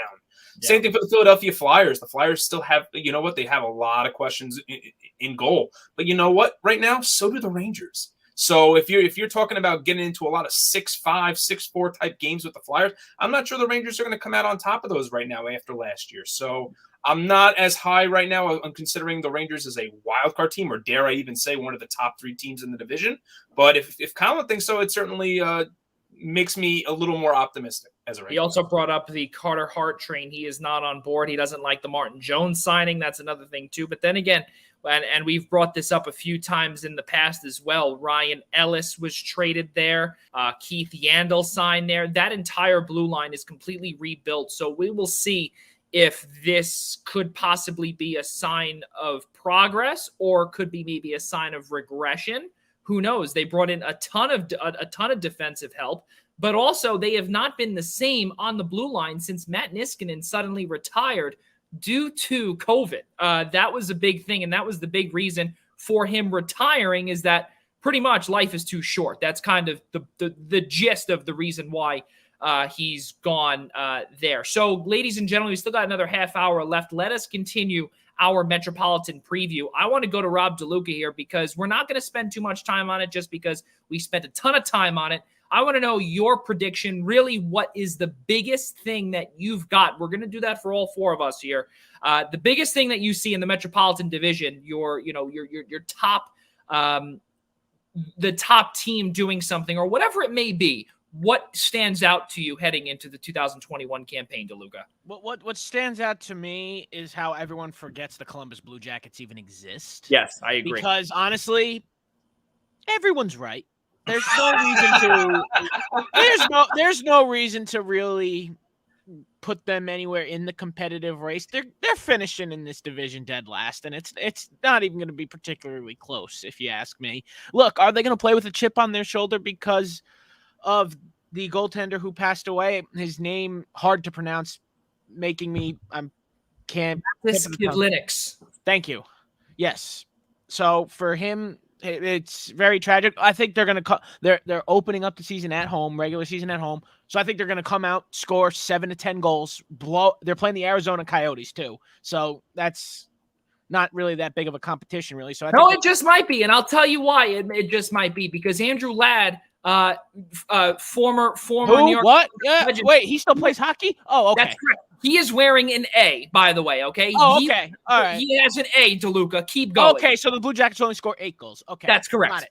All right. So the Blue Jackets will come. So we're gonna hear the cannon a boatload of times on opening night. It's gonna be great. They're gonna play their hearts out. So I think it's going to be great. I think it's going to be great for the Blue Jackets. After that, we'll never hear from them again. It won't matter. So they're going to finish in dead last. And it's pretty clear to me the Islanders are going to make the playoffs again. You know, they're probably going to make another deep run because their time's running out. This team's old. The Islanders are very, very old. There's not a lot of future there. It's a lot of now is what the Islanders have. I love the face from Joey as you're saying. Yeah. No, obviously the Islanders are in the playoffs. They're going to be right there in the top 3. Hard to say where. The Washington Capitals, a little bit of breaking news. Alexander Ovechkin left the preseason game tonight with an injury. It looks to be a right knee injury. It looks like his right knee there's a replay of it. It looks like his right knee just gave out. So we will have to wait. You want to talk about Islanders being. We will have to look at the Washington Capitals. Well, the Washington Capitals are broken right now. A lot of ageism here, man. They're broken. I mean, you're employing Zdeno Chara. Has a problem with Joey. The Islanders are employing Zdeno Chara right now. Schraier is a part of that group. Oh boy. Ian, I think Joey just called you old, but yeah, I mean, with Ovechkin potentially out right now, we'll have to wait and see if there's a diagnosis out there. It just says he left. Yeah, right now all they have is that he left and he's not coming back tonight. So yeah, obviously, even if it wasn't even a serious injury, you don't bring him back tonight because he hurt his knee on a hit here. He hit Travis Konechny. It was a clean hit. But it seems like his Broad Street bullies never cease to amaze us, even in the preseason. Absolutely. But yeah, his knee just buckled on him and then it gave out. So we'll have to wait and see. So, and that could affect the standings. But if Ovechkin's okay, the Capitals will make the playoffs. If Ovechkin is okay. Mike Zabo will be in the top 3 too. Yeah. Yeah, I think for this division, I mean, it's sticking with the Rangers. If they're going to take a step up, it's going to be, I think it's what Gerard Gallant brings, and can they replicate a little bit of what the Rangers had toward the end of the season where it looked like they were starting to come on, but it was just a little bit too late, too late in order to get into the playoffs. Do they start out a lot better? Can that really help their chances to get into the playoff race? Can they be able to hang with some of the teams above them? This is a team a division that's been full of contenders, whether it's now or the past couple of years that they've been going through that cycle. If you're going to jump up there, they're going to have to dominate once again against teams like the Sabres, like the upstart Devils, the Blue Jackets, and then can they be able to take a couple of wins off and stay competitive with the Hurricanes, with the Penguins, with the Capitals? Of course, if Ovechkin seriously injured, that would change the entire complexion of the division early on out. But for the Rangers, it's the problem was, can they be able to compete and get a couple of wins off of some of those, top tier, contending aspiration teams, and that's going to determine where they fall. Before we get to Ian Schraier, I just want to plug in my thing because it's literally only one sentence. I think the biggest thing that stands out here for me, I don't want to talk about the New York Islanders because they're the talk of the division. I think the big thing here is the Carolina Hurricanes. People are counting them out way too early. I think that they are not getting enough credit for what they did with Jesperi Kotkaniemi. I think also that there is so many different pieces there that the Carolina Hurricanes they've got so many pieces that they're utilizing here. You've got on a brand new deal, Andrei Svechnikov. You still have the likes of Vinny Trocheck, Nino Niederreiter, who's coming off of a down year. You still have Jesper Fast. You also have, of course, because this is, this is like years ago. Remember when we used to say Rangers South was Tampa Bay? Now we can kind of call this Rangers Mid-South or Southeast or whatever, because now you've got Derek Stepan, Jesper Fast, Brady Shea, Tony DeAngelo. You have to realize something. Even amidst everything that has gone on with Tony DeAngelo up here in Manhattan, I think also you now have a rebuilt blue line that does not include Jake Gardiner, who obviously they wanted him to be a massive piece of the deal when they signed him from Toronto. You also, again, have this Jesperi Kotkaniemi guy who, was, let's not forget, a healthy scratch in the final 2 games of the Stanley Cup final. And he came out, I don't know if it was public, but there were many rumors that he said that he would never, ever suit up in a Montreal sweater ever again. And you also have 2 competent goaltenders back there, and Freddie Anderson, if he can stay healthy, as well as Andy Ranta as well. And on top of it, you also have about $2 million to play with in long-term injured reserve in LTIR space due to Jake Gardiner's major back surgery that will keep him out for at the bare minimum this year, and his career may be done. So he's still got another 3 years of about $4.035 million to go. But I honestly believe that the Hurricanes will win this division. That's where I'm going with this. I think that they can win this division. And for the Islanders out there, in terms of my prediction, yes, the Islanders will eventually get to the Eastern Conference Final. That's usually where they, where they make their money and whatnot. They play better when they finish second. They play better when they finish second because they always are looking for the hunter, or they're always hunting somebody as opposed to, them being hunted upon by other teams. So give me the Carolina Hurricanes to win this division, and that is the biggest thing that stands out for me, is people are not giving them enough credit. Ian Schraier, you've got 1:45.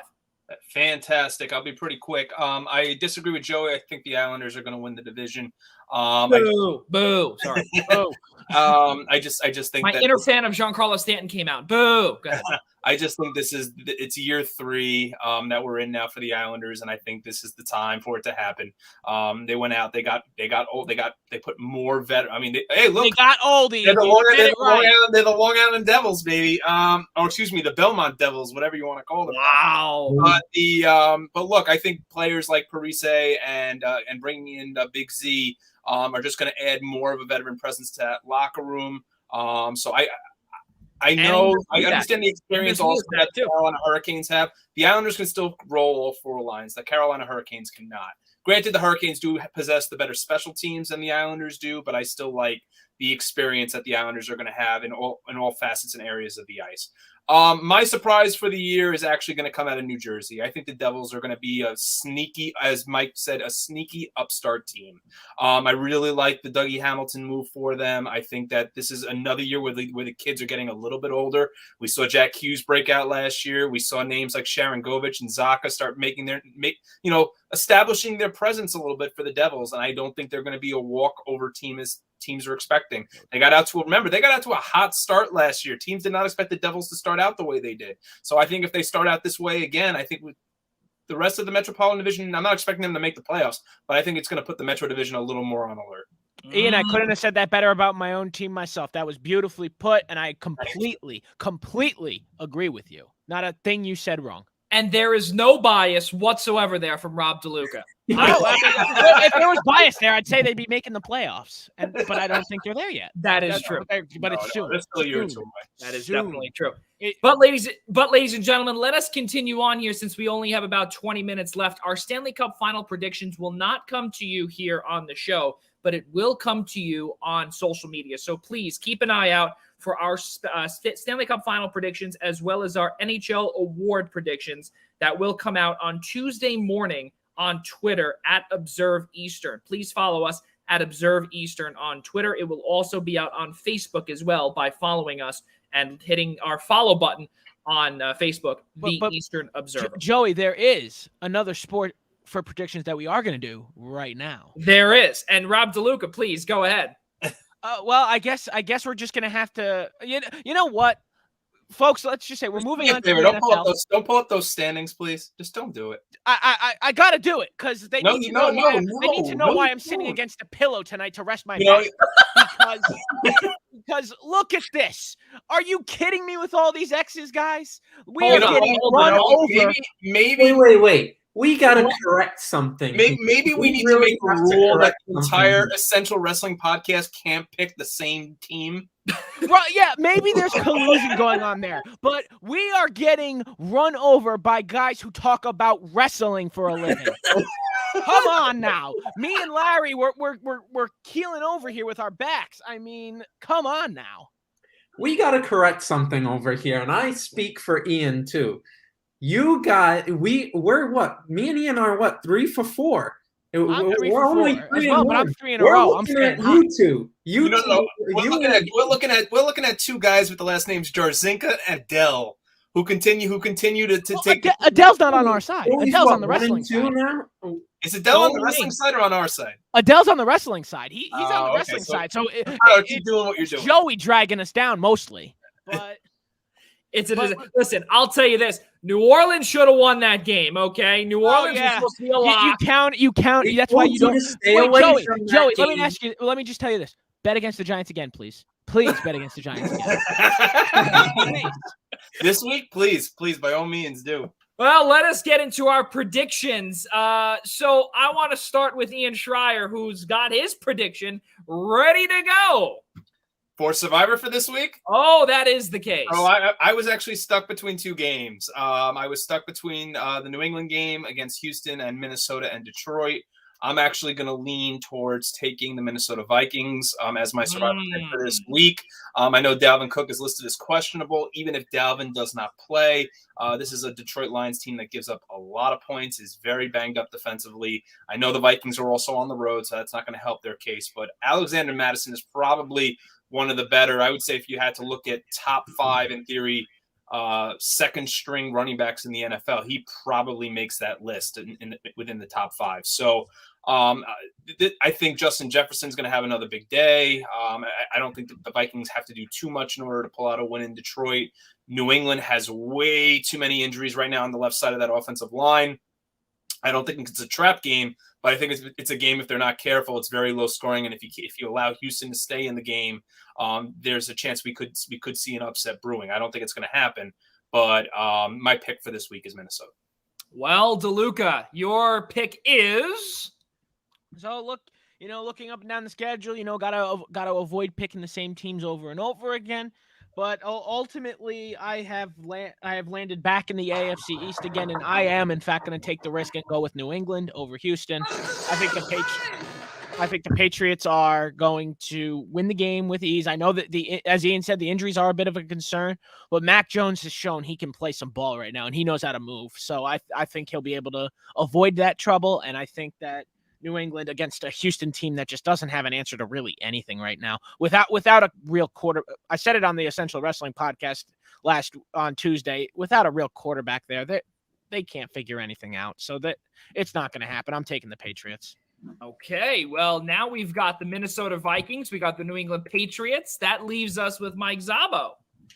I'm going to go with a little more of an interesting pick, an interesting game. Sorry to do this, Joey, but I am going to take the Carolina Panthers over the Eagles this weekend. You are a smart man. Christian McCaffrey is doubtful, Mr. Zabo. No. He's coming back. He's going to come back. Like the Panthers in this. Sam Darnold's playing great. The connection with him and DJ Moore has been absolutely on fire this season. They've been playing great this year. The defense is pretty solid. Obviously, in a couple of weeks, we'll get the boost of Stephon Gilmore, just not for this game. They're at home against an Eagles team that sometimes puts a decent performance together, but not the wins.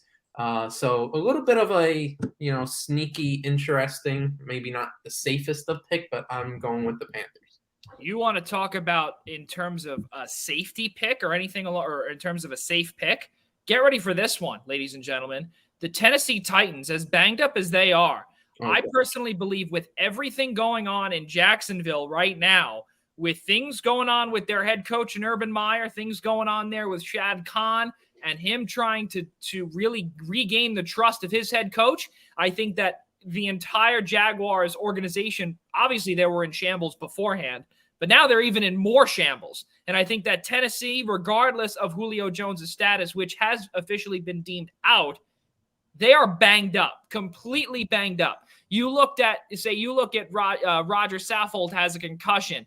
Danico Autry all of a sudden is questionable, but he did practice in full today. Taylor Lewan is questionable. He did not practice yesterday or the day before. He did practice in full today. A.J. Brown also has practiced in full all week long, with the exception of Wednesday. So if they can get him back in, they do not. AJ Brown's been cleared, Joey. Okay, so then there you go, and he has practiced the last 2 days as well. So now that he's coming back, I think they really don't need that much.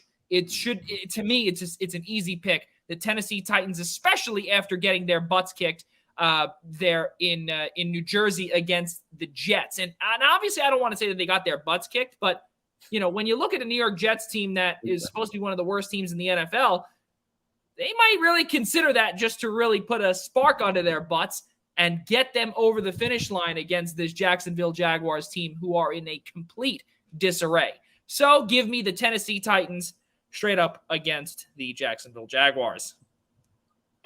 Well, with that being said, ladies and gentlemen, let us keep on moving forward here. Let's look at week number 5 preview and what game stands out to us the most before we head and conclude our show with Major League Baseball and the League Division Series. Ian Schraier, let's go to you first. What stands out week number 5? I think this is a really interesting week for the NFL. I think when I was going up and down and trying to look and be like, which games here really look interesting this week in regards to what you could make for a survivor pick, I think there's just a lot of games that a lot of interesting contested games. And you know what? I'm not going to play the safe route and sit here and go Josh Allen versus Patrick Mahomes. I can't wait. I'm going to go with the hometown team for me. I'm going to say the Cowboys and the Giants. Listen, I think the Giants are going to play with a little bit of a chip on their shoulder. Troy Aikman came out, says Giants are not in Dallas's class. I don't think they are either. But look, he's not wrong. No, but you as Troy Aikman, the Dallas legend, have no right to really say that because he's also where's your what's the word I'm looking for? Professionalism, or where's your non-bias? Where's your parody? Where's your? Well, I agree with you. Where's your anything? Listen, I don't know how much of that's going to just sit on a bulletin board and be like, Aikman said this. I mean, look, he's going to be the color guy with Buck on Sunday. Excuse me. That's when you know the game's important. At 4:25, America's Game of the Week. Sure, let's go with that. But I think for the Giants, and I can't believe I'm saying this, that Daniel Jones has looked really good the last few weeks. And the Offensive Player of the Week. Yeah, the NFC Offensive Player of the Week, and I think it's how important it is that Andrew Thomas that he play Sunday. And somehow they're finding ways to put together good offensive performances. I mean, they're coming into this game very banged up again. No Slayton, no Shepard, Jabril Peppers is out. But I think this is such an important game for the Giants because I think if they lose, they're done. If they don't, And it's crazy to say that after 5 games, but I think if they win, you're a game out of first place, and you're right there in the discussion in the NFC East. So I think I'm going to play the home card here as a Giants fan myself and say Giants-Cowboys is definitely an intriguing game. How Rob DeLuca, or I'm sorry, Mike Zabo, please go ahead. How good it would feel to burst the national media bubble.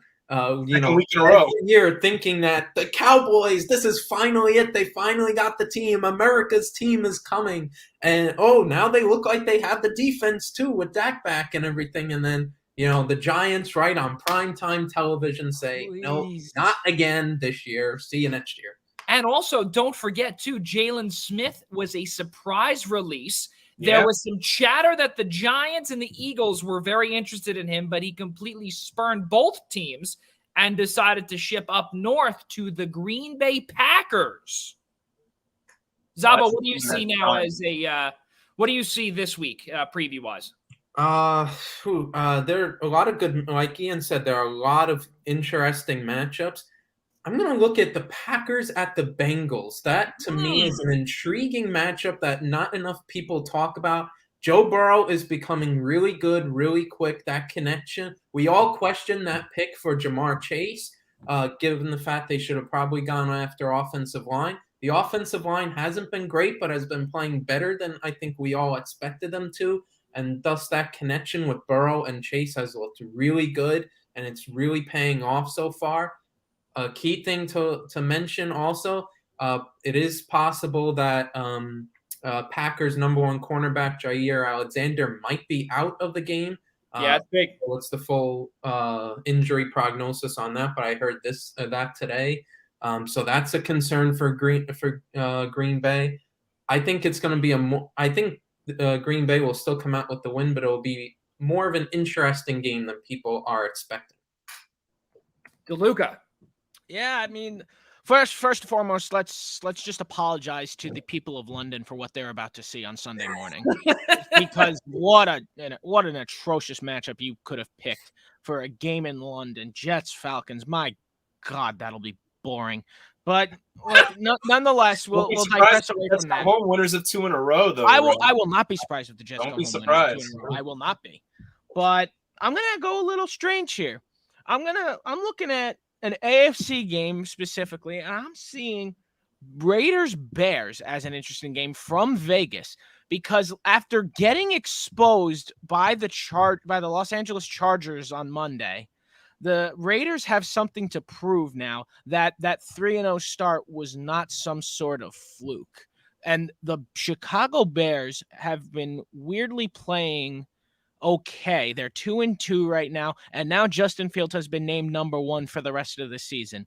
So this is the perfect test for the Raiders to see if they can keep the attention on themselves as not a fluke and a real competitive football team when everyone wrote them off as the clear-cut last place team of the AFC West. So I'm actually intrigued by it. I don't think the game's going to be all that great. I'm more or less looking at what are the Raiders really going to do. I'm going to say, Rob, that if you're going to pick an AFC game, I'm shocked you're not going to LA and looking at Browns Chargers right now. Thank you. That's actually what I was going to say. Thank you. Go ahead, Joey. I'm just the host. That's all. No, it's all you are, Joey. It's fine. Joey, go ahead. Please, go ahead. Go ahead. Would you like to dissect the game that I was going to choose? Go ahead. No, I mean, listen, I'm speechless. I'll walk away again. Yes, we have to have another pre-record so Ian could go walk away. Hold on one second, ladies and gentlemen. Now I have to pick a different game. And the game if you want me to dissect it. So for me, this is the game for the Chargers. I mean, I think they've already kind of proven they're for real. But even more so, this is a game. The Browns right now look like the most overrated team in football. They are not doing what people are expecting. That's why I didn't pick it. I don't care about the Browns enough. They're not good. They're overrated. They're just playing with a partially torn labrum right now. That is a serious concern. I mean, I'm not even so sure Baker's going to be even able to throw the ball right now. So Herbert just looks so good. Everything's going right for that team. I mean, listen. Rashawn Slater is right now probably one of the best young left tackles in football. So sorry, Joey, I completely obliterated your choice there. And and just jumped you there. But that is completely okay. But you know what? It actually gives me time to chat about the New Orleans Saints, who I think are the most intriguing team to watch. And the reason why is that they continue to have to climb the ladder in the NFC South, and a team that was supposed to be a 2-team division is now all of a sudden a 2-team division that does not include the New Orleans Saints, but instead includes the Carolina Panthers. And the Saints were supposed to be right behind the Tampa Bay Buccaneers, and that was not the case. The Tampa Bay Buccaneers also just came away with a massive victory against New England, okay? And Carolina will be hosting the lowly Philadelphia Eagles on Sunday with a Christian McCaffrey running back that, mind you, all of a sudden was deemed out for the next few weeks. Now, all of a sudden, he might just be playing on Sunday. So that really signals a lot of trouble, not for the Eagles, but more so for the New Orleans Saints, who really need a win, especially after falling and getting shocked by the New York Giants in New Orleans. And as last week, Ian, and we had brought this up last week, is that New Orleans, that was their first game back in New Orleans since Hurricane Ida.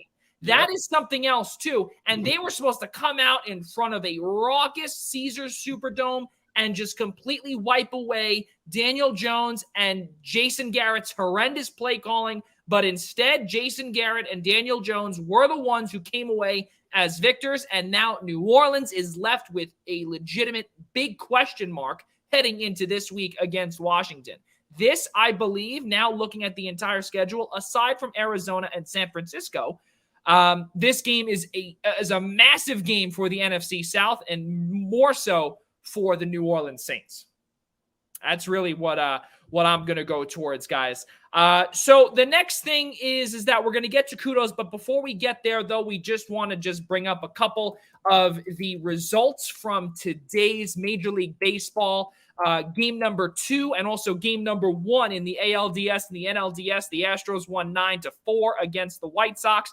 They will head back to the south side of Chicago up by 2-0. The Boston Red Sox and the Tampa Bay Rays are tied at 5 in the top of the 5th. Tampa is leading that series 1-0. And just a few moments ago, or rather about an hour ago, the Milwaukee Brewers, they closed out game number 1 against the Atlanta Braves 2-1. Rowdy Tellez did a phenomenal job today and tonight, 9:37 in about 40 minutes to the 40 minutes to the dot, if you will, to the second. Dodgers Giants, game number 1 of that phenomenal NLDS, and I think that is probably the series of the division series I think is the most exciting. How about Joey? How about Hampton's Collegiate Baseball League alum Corbin Burns with a nice start today for Milwaukee? So a nice little push for Mr. Jarzynka, who does all play-by-play for the Hamptons. Yeah. All good stuff there. That was definitely some cool things there. But also breaking news as well. We got to hear earlier that Russell Wilson will be out 6 to 8 weeks following finger surgery. New York Giants legend Geno Smith will be the new starter there in Seattle. Let's not forget also New York Jets legend Geno Smith as well. We've got Jets and Giants legend Geno Smith will be hailing the ball to DK Metcalf and Tyler Lockett. It's going to be Cam Newton's out there. Oh, that's true. Wait, say it again. Cam Newton is out there. That is true. That is very true. He's out. Can you imagine putting those two quarterbacks on the same team? That would be absolutely atrocious. Ooh, I would want to see that in Hard Knocks. That'd be great. Wild. Well, listen, the Indianapolis Colts are the team that are going to be featured in the in-season Hard Knocks. Unbelievable stuff, ladies and gentlemen. But what a good show tonight, guys. Let's conclude our show, of course, with our kudos. And first off, let's go to Ian Schraier on his kudos here tonight. I'm not using this as my kudos because I sure as hell hope Mike Szabo is using it as his kudos or Rob DeLuca is using it as his kudos. So my kudos are going to go to Ryan Zimmerman on a phenomenal career, who's decided to hang up his cleats after spending his entire career with the Washington Nationals.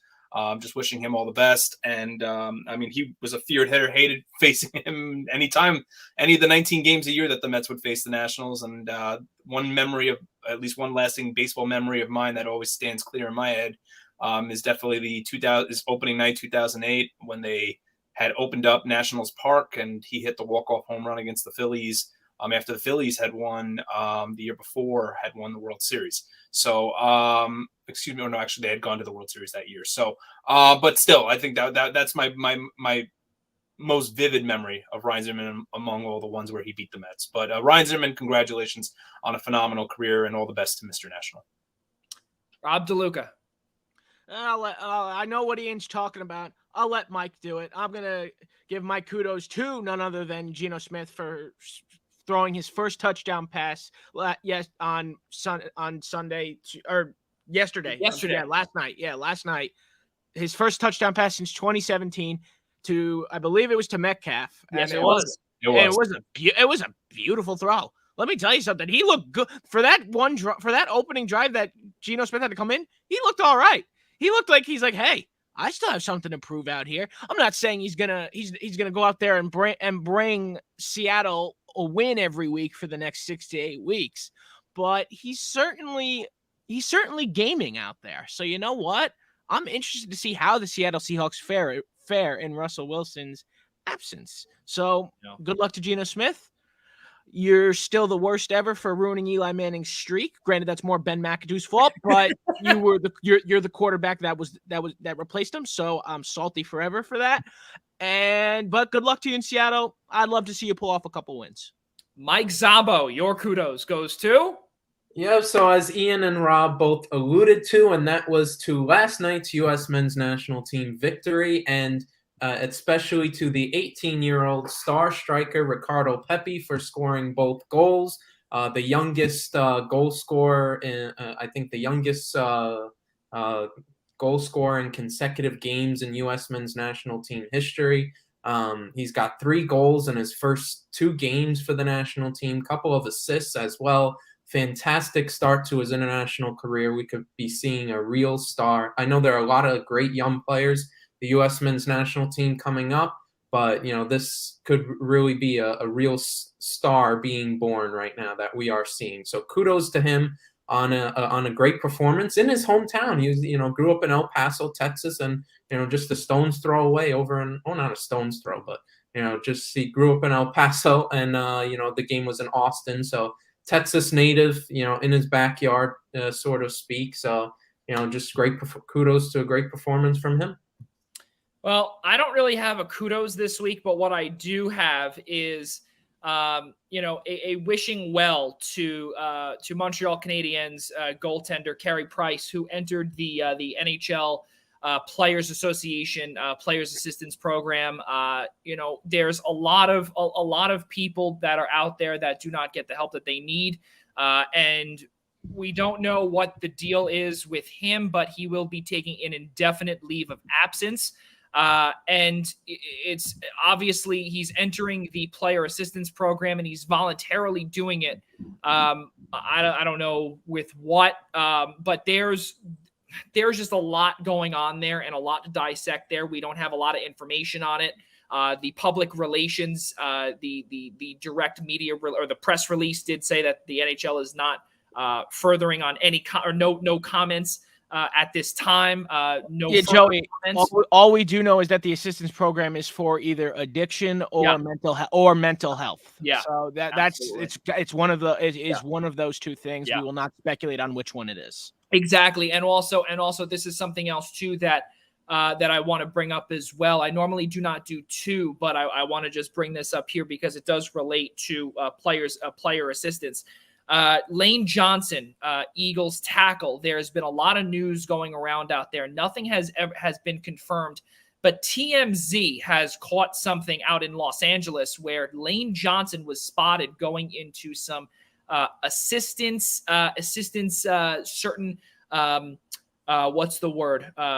certain assistance buildings that have a lot to do with drugs and possible rehabilitation programs out there in LA. So he's out due to a personal matter. But, again, not a lot of speculation, but TMZ usually is 95% correct. Obviously, they were the first ones to break the Kobe Bryant news back in 2020. But again, nothing is a guarantee. But if that is the case, we have not heard from Lane Johnson. We have heard that he's not at practice whatsoever. So there is a possibility that that is correct. And if that is the case, to Lane Johnson and also to Carey Price, please take as much time as you need, because we need you both back on the field and also on the ice as soon as possible, but also for your own personal health, because we are all human beings. God bless both Carey Price and Lane Johnson. Let's conclude this, guys. We really appreciate everyone tuning into episode number 70. It's been a crazy 70 episodes, and we can thank Jack Ramsey as well as Newsday's Colin Stevenson for joining us as well here on the Primetime Rundown. For Ian Schraier, Rob DeLuca, Mike Zabo, I'm Joey Jarzynka saying so long, and we will see you all next Friday night here on the Primetime Rundown. We'll see you next time.